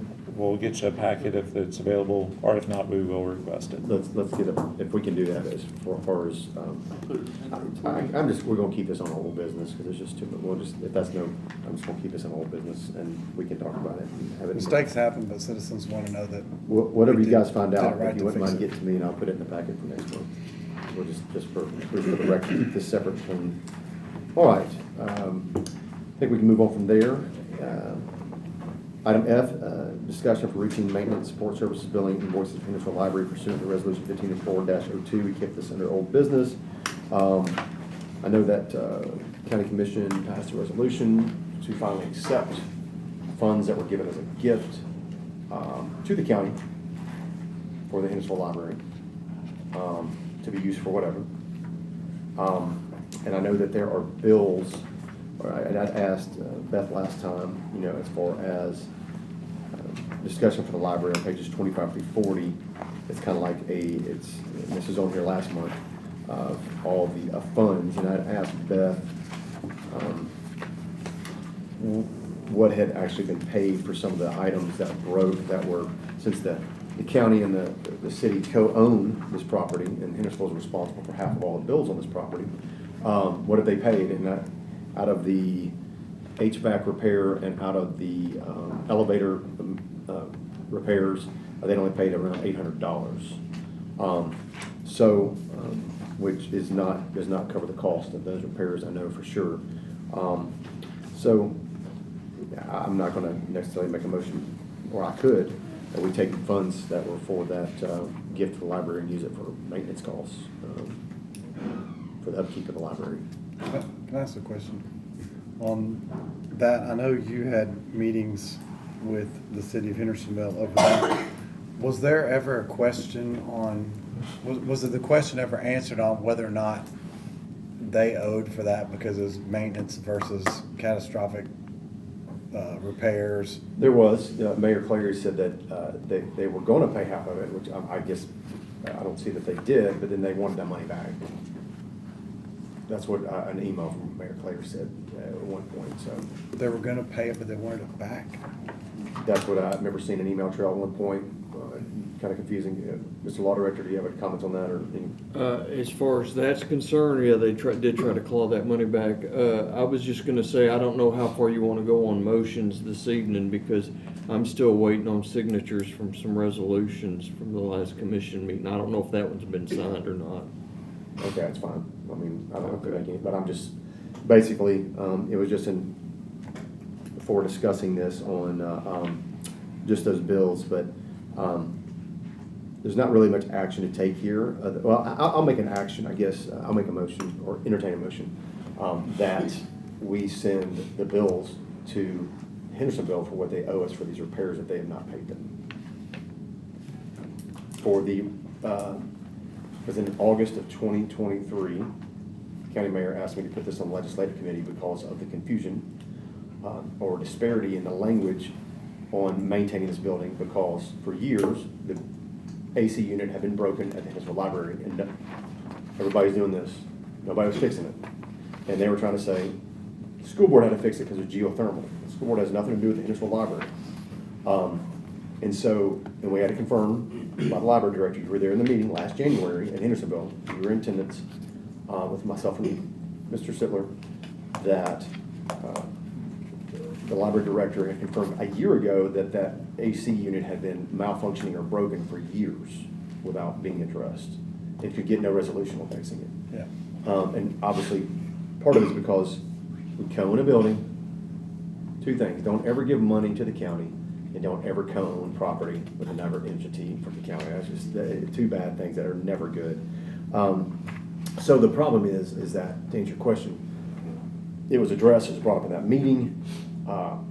Part of the resolution says that they're going to do the daily maintenance, like upkeep and everything. But the issue is when it comes to major repairs and breaks, according to the law director's interpretation, you can correct me if I'm wrong, anything major, as the owner of that property, co-owners, we fix together 50-50, which is different. It's kind of like if I own a house, a rental house, I'm not necessarily going to pay to have the yard mowed. If you're there, you're going to mow the yard because that's your maintenance. And so, or you're going to change the air filters, light bulbs as a tenant. Look at it that way. It's the best way to describe it. And that's kind of how this agreement really is with Hendersonville. We're co-owners, yet they're also responsible for the tenancy of the maintenance and upkeep of groundskeeping and shrubbery and whatever. And you got the Friends of the Library as a private entity who does things that nobody knows what they're doing from a financial standpoint as well, that Hendersonville's kind of talked about. So we're kind of unsure who's done actually what, but all I know is for major repairs, like if the roof gets blown off by a tornado, it's Hendersonville's 50% cost and the county's 50% cost. But for day to day. It's Hendersonville's 100%. Okay. That's how the resolution reads. The problem is Hendersonville, to my understanding, has not paid for the shared cost of ownership issues for a major repair for the building. So I think I'm a second, but I want you to restate your motion. Is to basically, I guess, for the finance department, to find out for those major repairs that County Mayor brought up, that we started in August of 2023. We tried to resolve for 15 months in legislative and got nowhere with the city of Hendersonville wanting to resolve this issue. They weren't willing to resolve it. Is to how much do they owe us, or have they paid us for these major repairs, for the heating air unit, for the elevator repairs. My understanding was the elevator was broken for a couple months, at least from October to December, I believe, of 2023. And that put literally the library out of ADA compliance, which technically could have shut the building down. So, are there any, maybe there's other repairs that have happened that maybe we didn't pay for and we should have. 50-50. I don't know. So whatever that finding is, this motion and vote would trigger to send. An invoice. I'll second that for the sake of furthering the discussion on what we do with the accepted donation. I think that has to happen, so I'll second that. Well, that's a separate discussion right now. But yeah, but it can't even be had until we handle correct, this. Correct, That's but what I'm saying, yes. I'm taking that back on the table. It's just a strictly a motion to. No, I'm not amending you. I'm Okay, saying that's why I'm going to seconding restate it. the motion, have the finance department investigate,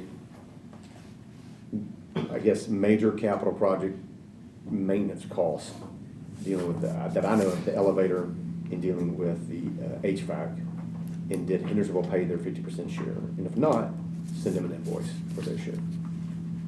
50%. 50% of what's owed. Less payments received. Yes. Less 50% payments the received payments by the received. city, assuming we've received something. Yes. Yeah, okay. I just wanted to be clear on how this was going to be Yeah. worded. Any questions on that? I have one question.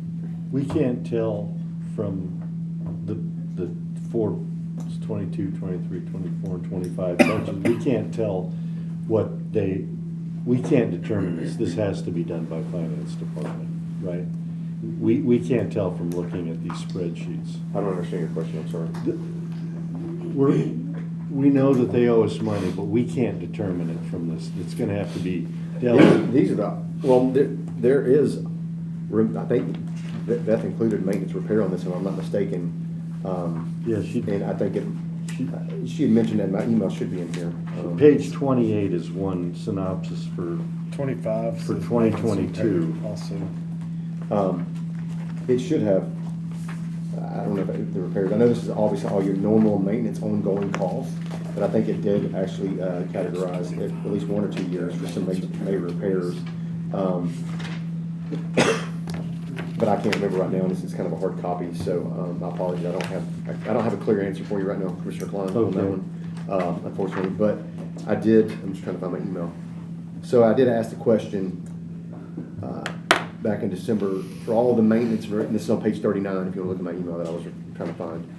For all the maintenance and repairs of the Hendersonville Library, do we have any records of Hendersonville paying half of those amounts And Beth responded, the only amount she see they have paid is $840.83 in November 2023 for half of an HVAC repair.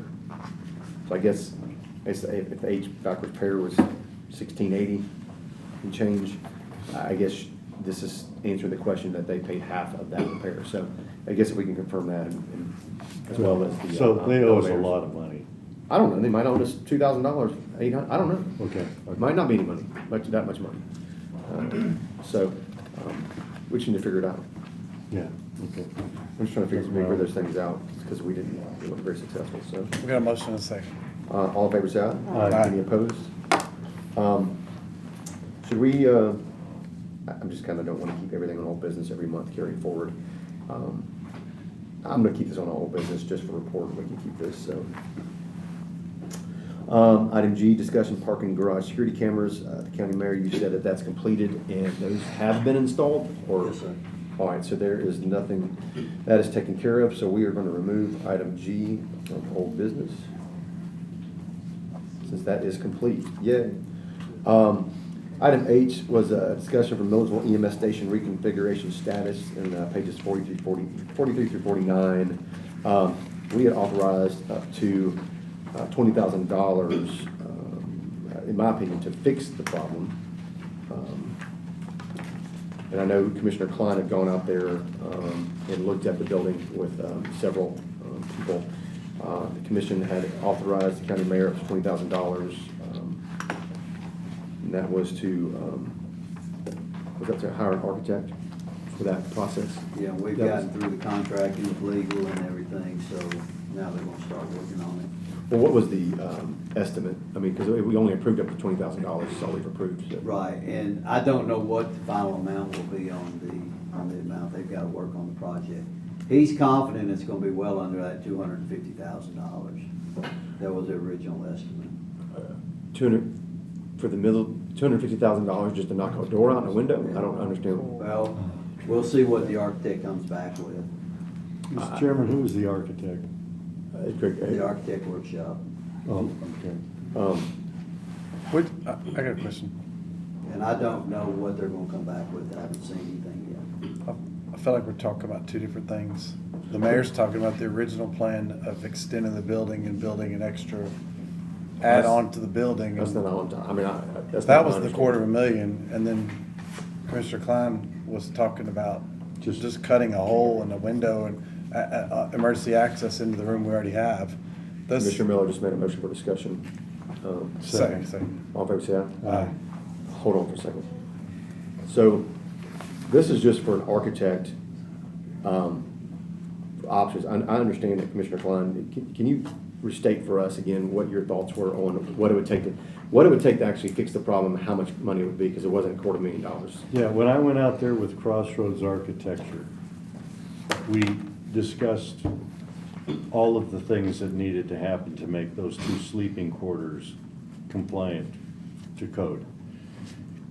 That's what pages 43 through 49 are all about. That's Crossroads' estimate and the work that he would have done. Now, the mayor has brought in the same people who did the Oak Grove Fire Department building and the Westmoreland. So, I don't know what they're charging us for. This was because nothing was getting done that I wanted to bring in this architect who's right in downtown Gallatin. So, the work that needs to happen there should be far under $25,000 to get the work done. Crossroads was going to do it for 13.2. You're saying they're going to do the work, or that was their They were going to their do bid, they were architectural? bidding the architectural portion so that a contractor could then be bid out to do the work. Yeah, and you're saying their bid was $13,000? Just to do the architecture. Correct, Yes. not the work. But you're saying additionally on top of that, architectural fee of $13,200, I guess I see, if this is on page 46. Right. Your discussions with these architectural firms was that it'd probably be around a $25,000 Right. construction project, not a $250,000. Yeah. Okay, Separate from the architecture, it would have been around $25,000 or less was the expectation based on this quote that Crossroads, Robin E. Hood had given me, so. Commissioner Jones? I want everybody to pay attention here, because this is where our projects get sideways.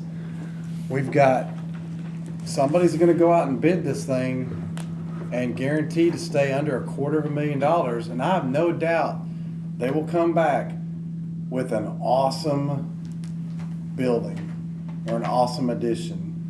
But is that what we've directed to do, or is that what we No, it's wanna not. do? We got a policy. that- Because if not, we need to rewind everything and make sure what we're sending somebody out to do. Because we want to vote on what we wanted to have quoted, not have a free-for-all on what we could have quoted. We need to put constraints on what that's going to be. Yeah, I mean, this right is- now. I agree, this is not architects gone wild, we're, filming here. I mean, this is, The good boys at work. yeah. I don't want to see something come back guaranteed to be under $250,000. I've not heard this. I don't know that we gave that room of range, did we ever? I've only heard Commissioner Klein speak multiple times on the record from the floor of the commission that he didn't think it would take $15,000, $20,000 to fix the problem. That's construction, not architecture. But if Mr. Isbell, if Mayor Isbell's working with somebody already and another bid comes back, I know the appetite of this commission. They're gonna want the grandiose, biggest plan possible for a building that we don't own. Again. I want to know that that can't happen, that somebody can't come in with a bid that we did not ask for. So where are we at with that?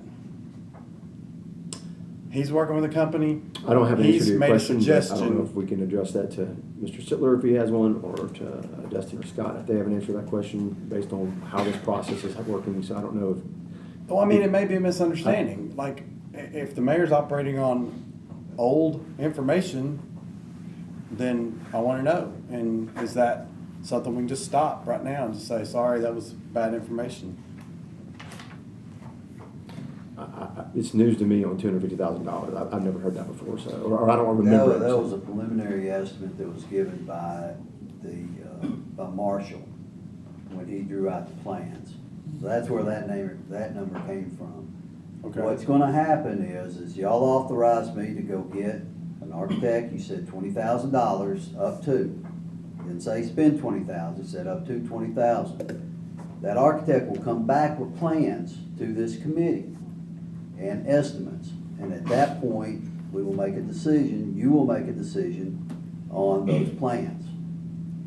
Correct. That's my understanding of the process. So That's how the process will we're work. not there yet. So they can come and say, give us this, like, we don't want you to They do. come back with $1 million building, we say no. We're gonna tell you we You want, say no. we're gonna tell them we want them to do what Commissioner Klein recommended. There can be some guidance given to that contractor though on Correct. an Moving addition forward. of a building or a window cut in this building. Correct. 'Cause And I want to make sure that that is very pointed towards the goal. Because we're trying to achieve. that's why we did this policy, and the finance drew this up for this. Okay.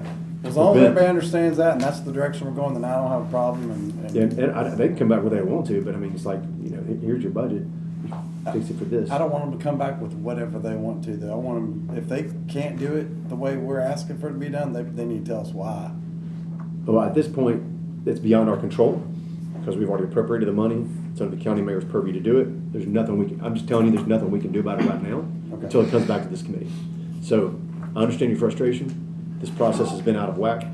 Had we had this policy in place, we wouldn't be right now. And now we're in the middle of this awkward phase, this transition. So there's nothing we can do until we see something come back from this architect that we did authorize the county mayor to go out and find.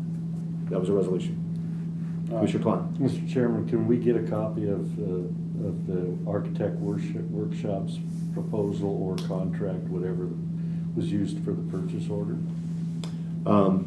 Dustin, Scott, do you guys have that? Or I guess you're. I'll have to look into it and get back with you guys. All right, I'm gonna have, we'll keep this on old business and have Scott get back with us next month on that. Okay, great. Any other questions before we move on? All right, item A, discussion.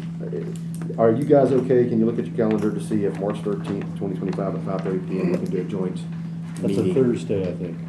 This is not replace our regular Gen Ops meeting. Right. This is an extra special called meeting, on Thursday, March the 13th at 5:30 PM. Is this room open? I don't know if I'll do it here or in the chambers, so. The room's open, I've already reserved it. Okay, so to answer your question. Does anybody have any March 3rd. conflict? Anybody, Terry, can you make it? I can make it. I Mary believe can I make it. I can make it. David so- can make it. yeah. We got a quorum. Chrissy, can you I'm make it? good. Tim? All right. Thank you, Deborah. Maybe.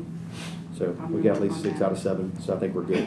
All right, I'll entertain a motion to do this joint meeting. So moved. Motion by Commissioner Second. Miller, second by Commissioner Jones. All in favor, say aye. Aye. Any opposed? All right, we'll do that, and that answers the discussion of the demolition of the old house on Children of People building property from Megan. We will have her address at that time. Item B, discussion of the Gallatin Library parking. Commissioner Klein, I brought this back forward for your request. Would you mind giving us an update on your Motion suggestion? to discuss. Motion to discuss. Second. Commissioner Klein, second by Commissioner Jones. All in favor, say aye. Aye. Commissioner. I did a drawing, Mr. Chairman, didn't get it done to make copies of, but I'd like to enter it into the record. This is what I proposed many months ago. This would be a fence between the new courthouse, and this is the library. That fence would be a 6-foot wrought iron with vertical posts, and then a gate, a lockable gate. By the gate key would be held either in the mayor's office or in the library. Should never have to use that, but that would block any foot traffic that would be trying to get between the buildings by using the library parking We're lot. just going to discourage them from hopefully parking there, Yes, so. that's right, and it's high enough that nobody's gonna climb over it, especially an attorney with a briefcase and a suit, so. If I'm not mistaken, this is something that you proposed almost 2 years ago.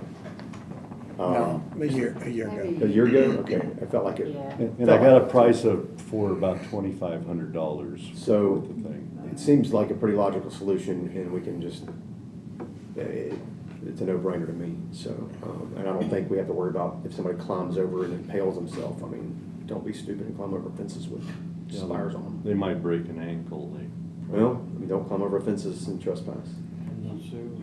Is there a little gate in? I can't see. Yeah, there is a gate. It's written right there, there's a gate over the sidewalk, so it would do Is it everything. aluminum or wrought It'd be iron? steel, it'd be wrought iron.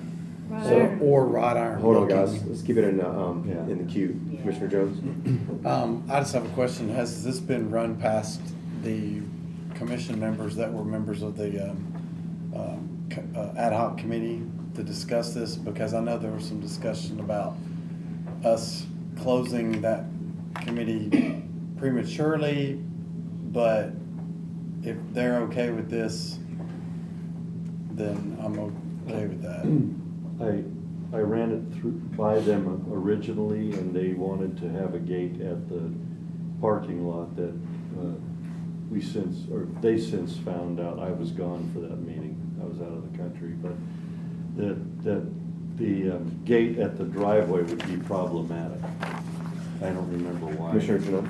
Yeah, so this actually, for during the day, I know that we don't want people parking in the library parking lot, I remember what it was. but the courthouse, because if you go and wanna walk from the library over to the courthouse, this means, if it's locked, you gotta go all the way around the block in front of, and so will Yep. this be open during the day? No, it's to That's discourage, the point. it's to discourage anybody from doing exactly what you said. That's why we're putting the Well, fence then up. why have steps at the courthouse? I mean, They don't want people They don't parking in want the 'em. library to use the courthouse. Entrance to the building, service. I remember the The problem. goal is to stop people from parking at the Gallatin Library and to force them to walk all the way around should they choose to do that. That makes them park somewhere else to use That the is the goal. courthouse. That is the complaint from all the library patrons, and we've got a lot of emails about this. okay, well, I didn't get them, but, I think that for me, I've used the library and I've also used the courthouse, and that is a walkway to the front of the building, to the city, and it's in the back. I know people park there because they're too lazy to go park in the garage, but the garage is sometimes always full. So I'm worried that that gate's locked and then somebody needs to get through there for an emergency. I think you need to keep it unlocked, not advertise it for foot traffic. Commissioner Jones. I mean, that argument can be made if you're on the back side of a building and you can't get around it if there's an emergency. It's a structure that's there, it's understood that it's there, but the complaint that I got, I just remembered, was the librarians, it doesn't necessarily make people walk all the way around. They may choose to walk right through the library. Then you got people who are attending court, maybe some not, some nefarious people are also walking through the library. And the issue is the librarians haven't offered solutions of what they want or given any ideas. And everything that we try to suggest, there's an issue with it because the challenge of having no parking downtown at a place where they built a massive building. So Commissioner Miller. The library is a public building. Anybody can walk through if they wants to, period. In a story. End of story. That's true. Secondly, I've been to the library and to the courthouse, both, and go take a look in the middle of the day and see who's parking in the library parking lot. Go look at what cars are there, and you'll see who's taking up all their parking spaces. Well, whose is it? Because I can't go down You there. need to go see. Well, the sheriff's cars are there, and Police cars and sheriff's cars because they're working at the courthouse? yeah, Is it county or is it city? county. Well, can we put a directive out asking them not to do that? Hold on, Commissioner Klein. The problem with the gate at the driveway now, I remember, was after hours book drop off. You can't get through to the parking lot, you can't use the drop off. So that was why the gate at the parking lot was, they decided not to use it. I mean, I think your solution's pretty simple. I mean, here's the problem. Not to keep beating a dead horse, but you had a ill-conceived project with ill-conceived bad project management that didn't take into consideration these things. It was brought up one time, this was voted on. Poor planning and created a problem that was warned about, and here we're having to fix this problem. Putting up a gate, I think it's we gotta do, if people want us to do something, it's not a big deal to put up a gate to stop people from access. I'm all for putting up a gate. In respect to Commissioner Janung, in case of an emergency, you run out to the street if you're on that side of the fence, and you run to the other street if you're on the other side of the fence. You're outside in the open. I mean, you can only protect people from emergencies so much. I I mean, just think that, and I'm gonna be the devil's advocate. okay, I'll let you. That, like she said, it's a public library, it's a public library parking lot. So if I go and park and I'm guilty, I've parked in the public library. So you're the one we're trying to put up a fence for. You've admitted it. I'm an honest person. We know who's voting no on this I one. have parked in the public library, but I've gone in there to get a book, and then I made my way over to the courthouse to file an eviction notice. So it's twofold, but, my problem is that you're never gonna stop people from parking in the parking lot to do other things.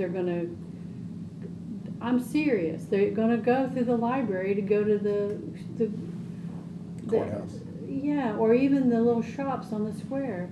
So I think it's a lot of whiny people who just wanna fuss. And to put the fence up is just gonna make the other whiny people fuss.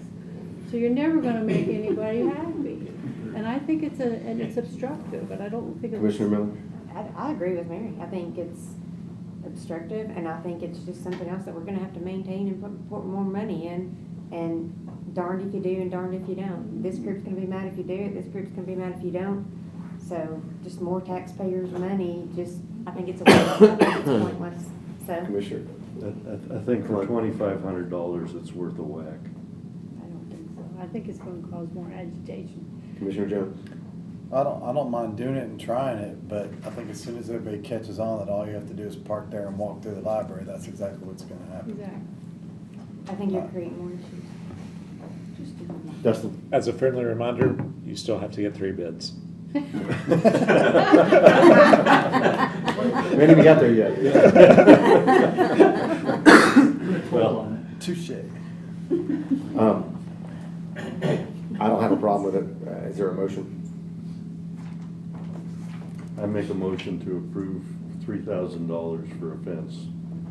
Or approve to pass it on to budget with a recommendation of $3,000. I'll second it, and if they wanna shoot it down in budget, the librarians have been put on Following notice so our- they can come talk. RFP process. For 3 bids. 3 bids. Well, this is an appropriation, right? Yeah, up to $3,000. You don't have to have the RFP yet, do you? No RFP, Gotta you have just have to have bids. 3 bids. But, all right, we got a motion by Commissioner Klein and a second by Commissioner Jones.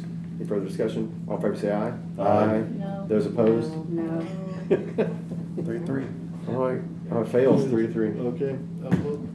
So it is off the agenda. Well, I don't want to hear people complaining. Oh, wait, Terry. Terry, Too quiet. Terry, were you yes? I said yes. Oh, we got 4. 4-3. Thank you. So, so if the librarians don't like this idea or have an issue, then come to budget and explain. All right, passes and moves on the budget. We're gonna clear this off, old business, or new business.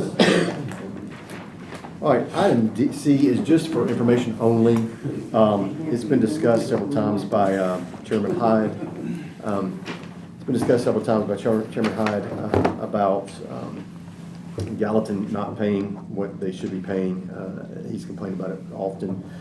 This is just brought to my attention on, the county commission has already approved these funds. This is not new funding, this is old funding. And the county commission approved $10 million. I did vote against that, the previous commission.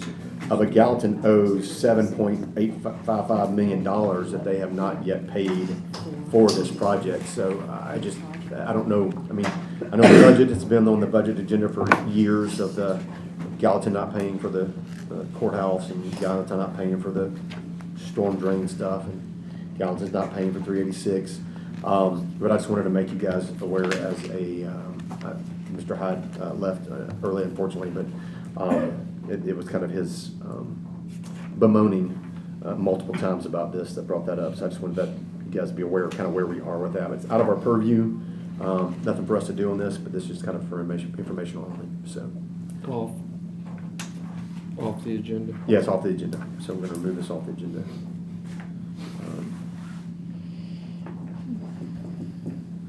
Item D, discussion, new courtroom building build out. Motion by Commissioner Miller for discussion, second by Commissioner Junung. All in favor say aye. Aye. Any opposed? Only attachments 56 is I spoke with Mr. Shamrock. So Mr. Shamrock, the floor is yours on this topic. Just kind of like what I said earlier, I had initial discussions with Wendell in our legal department. Wendell and his team over at ESA are currently going through their review on their side to determine whether they want to move forward with the project or not. Hoping to hear by the end of this week whether they want to do it or not.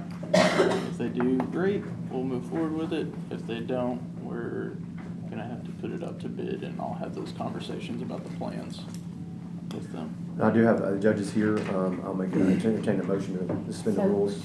Motion by Commissioner Miller, second by Commissioner Jones. All in favor say aye. Aye. Any opposed?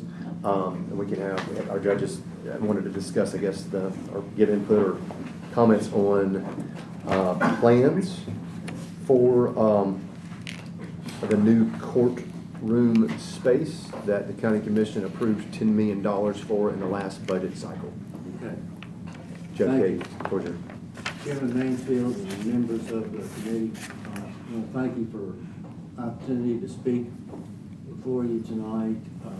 I'm here on behalf of the state trial judges.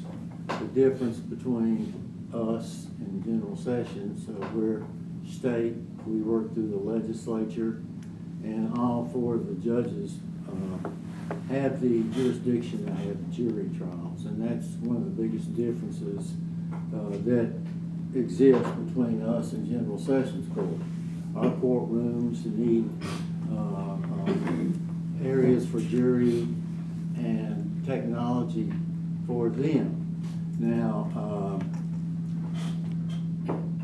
D. Gay, criminal court judge. And here with me tonight is Chancellor Oliver and also Mark Smith, our clerk and master. And I just wanted to, I'm going to be very, very brief. We have talked to Mr. Shamrock. He is doing a great job keeping me informed, everybody informed, and he's been a real blessing so far. We understand that things are moving, the progress is being made, and we appreciate that. We really do. And we just wanted to let you know that we're here to support this. We want to support you all. Keep us in mind if you need anything. We'd like to work with you together on this. We know it's a big project for you. I'm sorry it's needed, but it is needed. We had no idea when this was built that we'd be getting a new criminal court judge right after we moved in. But I can tell you it's very much needed, and we're having to scramble around, but we're making do. I'm going to a courtroom. Well, we've made it a courtroom. I've gone down to the jury assembly room on the first floor, and we've made a little temporary courtroom out of that, and we're working criminal court from there most every day. Mr. Sittler, I'll see you tomorrow at 9 o'clock. We got a criminal court jury trial tomorrow, and probably take 3 days. I'm sure I can act properly during voir dire. Okay, that's good. Well, I mean, he's kind of busy, so maybe you can find somebody else to put jury duty. But I guess Find a conflict of we interest. just wanted to let you know, we're here to support you. We want to work with you. I know it's a big task, but, I appreciate us working together. I know right now we're in the process of we thought we could use the plans, but we don't own them. We found out that was kind of a shock to us. Right, to have to pay for something twice. It was kind of stupid, but I don't know if it's And my that's customer. that's what I Commissioner want to Clark. ask Judge Gay. Judge, up on that floor right now, there are 3 out of the 4 areas that can be turned into courtrooms. Right. One is unique in that it doesn't have offices in the front. Mr. Shamrock and I went and 3 weeks ago looked at it. Yes. There are 2 that are finished that are identical in size to the one that's not finished. Is there anything different about that courtroom that will be done from the other 2 that are identical in size to it? Is it all the same finishes, all the same equipment? All the same things, and if you'll look at my courtroom, which is next to it, it's gonna be identical to that, because the judge there has jurisdiction to handle civil cases and criminal cases. So it will be exactly like mine. They won't have far to go. It's just copy your Yes, courtroom? yes, sir. And it's done? Yes. Okay, thank you. Thank you. Any other questions? I don't think so for right now. Guys, Mr. Shamrock, thanks for finding out, I guess, with the Wendell Brown. So do we need to keep this as an item under old business, or should we just put this in your?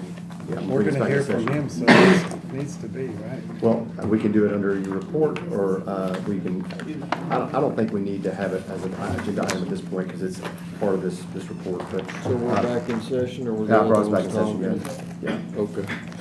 Yeah. Okay. Thanks, Chrissy. Chrissy kept David on track, keep me on track too. It's like herding cats sometimes at the table.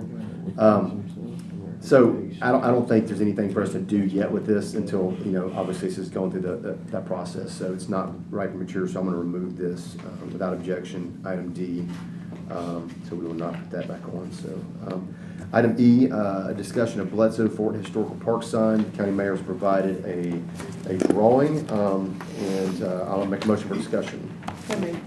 Motion by Commissioner Mills. Second by Commissioner Klein. All in favor say aye. Any opposed? Mr. Mayor, do you want to say anything about this? Yeah, or- this is just a sign that needs to be replaced.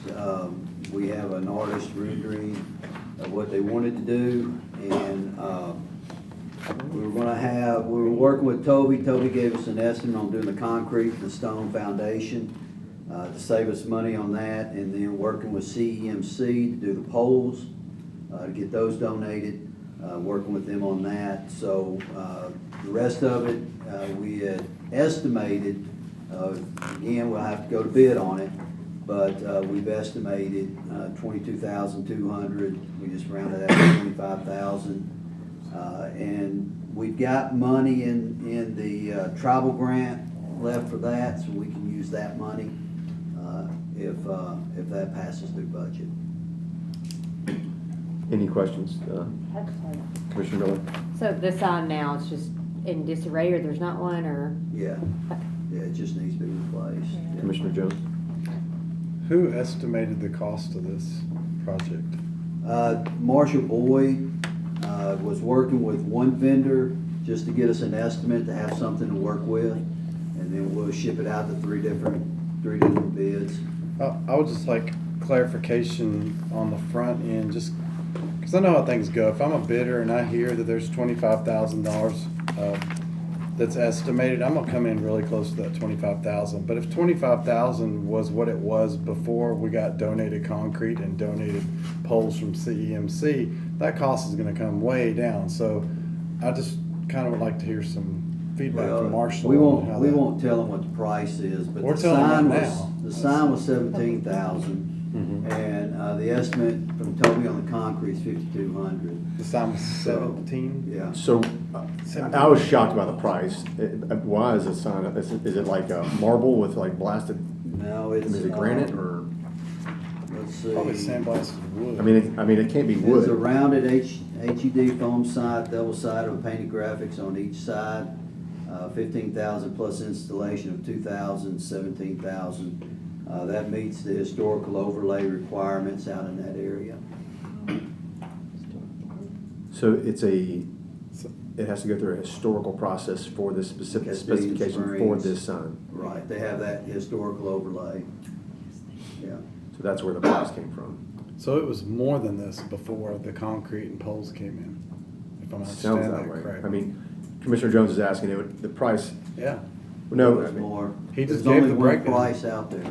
he just No. gave the breakdown, sign plus, well, he just said $5,200 or $5,400 in concrete is what Toby's estimated material cost. Yeah, Toby is estimating. That's cost, not labor. Let's see, Yeah, for you the still whole got thing, Toby was $4,800 to the $5,200 range. and 17 for the sign. That's concrete. I know concrete's expensive, that's sign, good grief. And that sign was $17,000 for the sign. So that's 22,200. And you said it was high density foam? Probably makes it look like wood. This particular bid is for a routed, high density foam sign, double sided, painted graphics on each side. So it makes it last longer than wood. Yeah, no, it's a good sign. UV. I mean, does it like blink or light up or anything? No, it's not lighted. No, Does it Projected? have lighting to it? Does it have non-illuminated.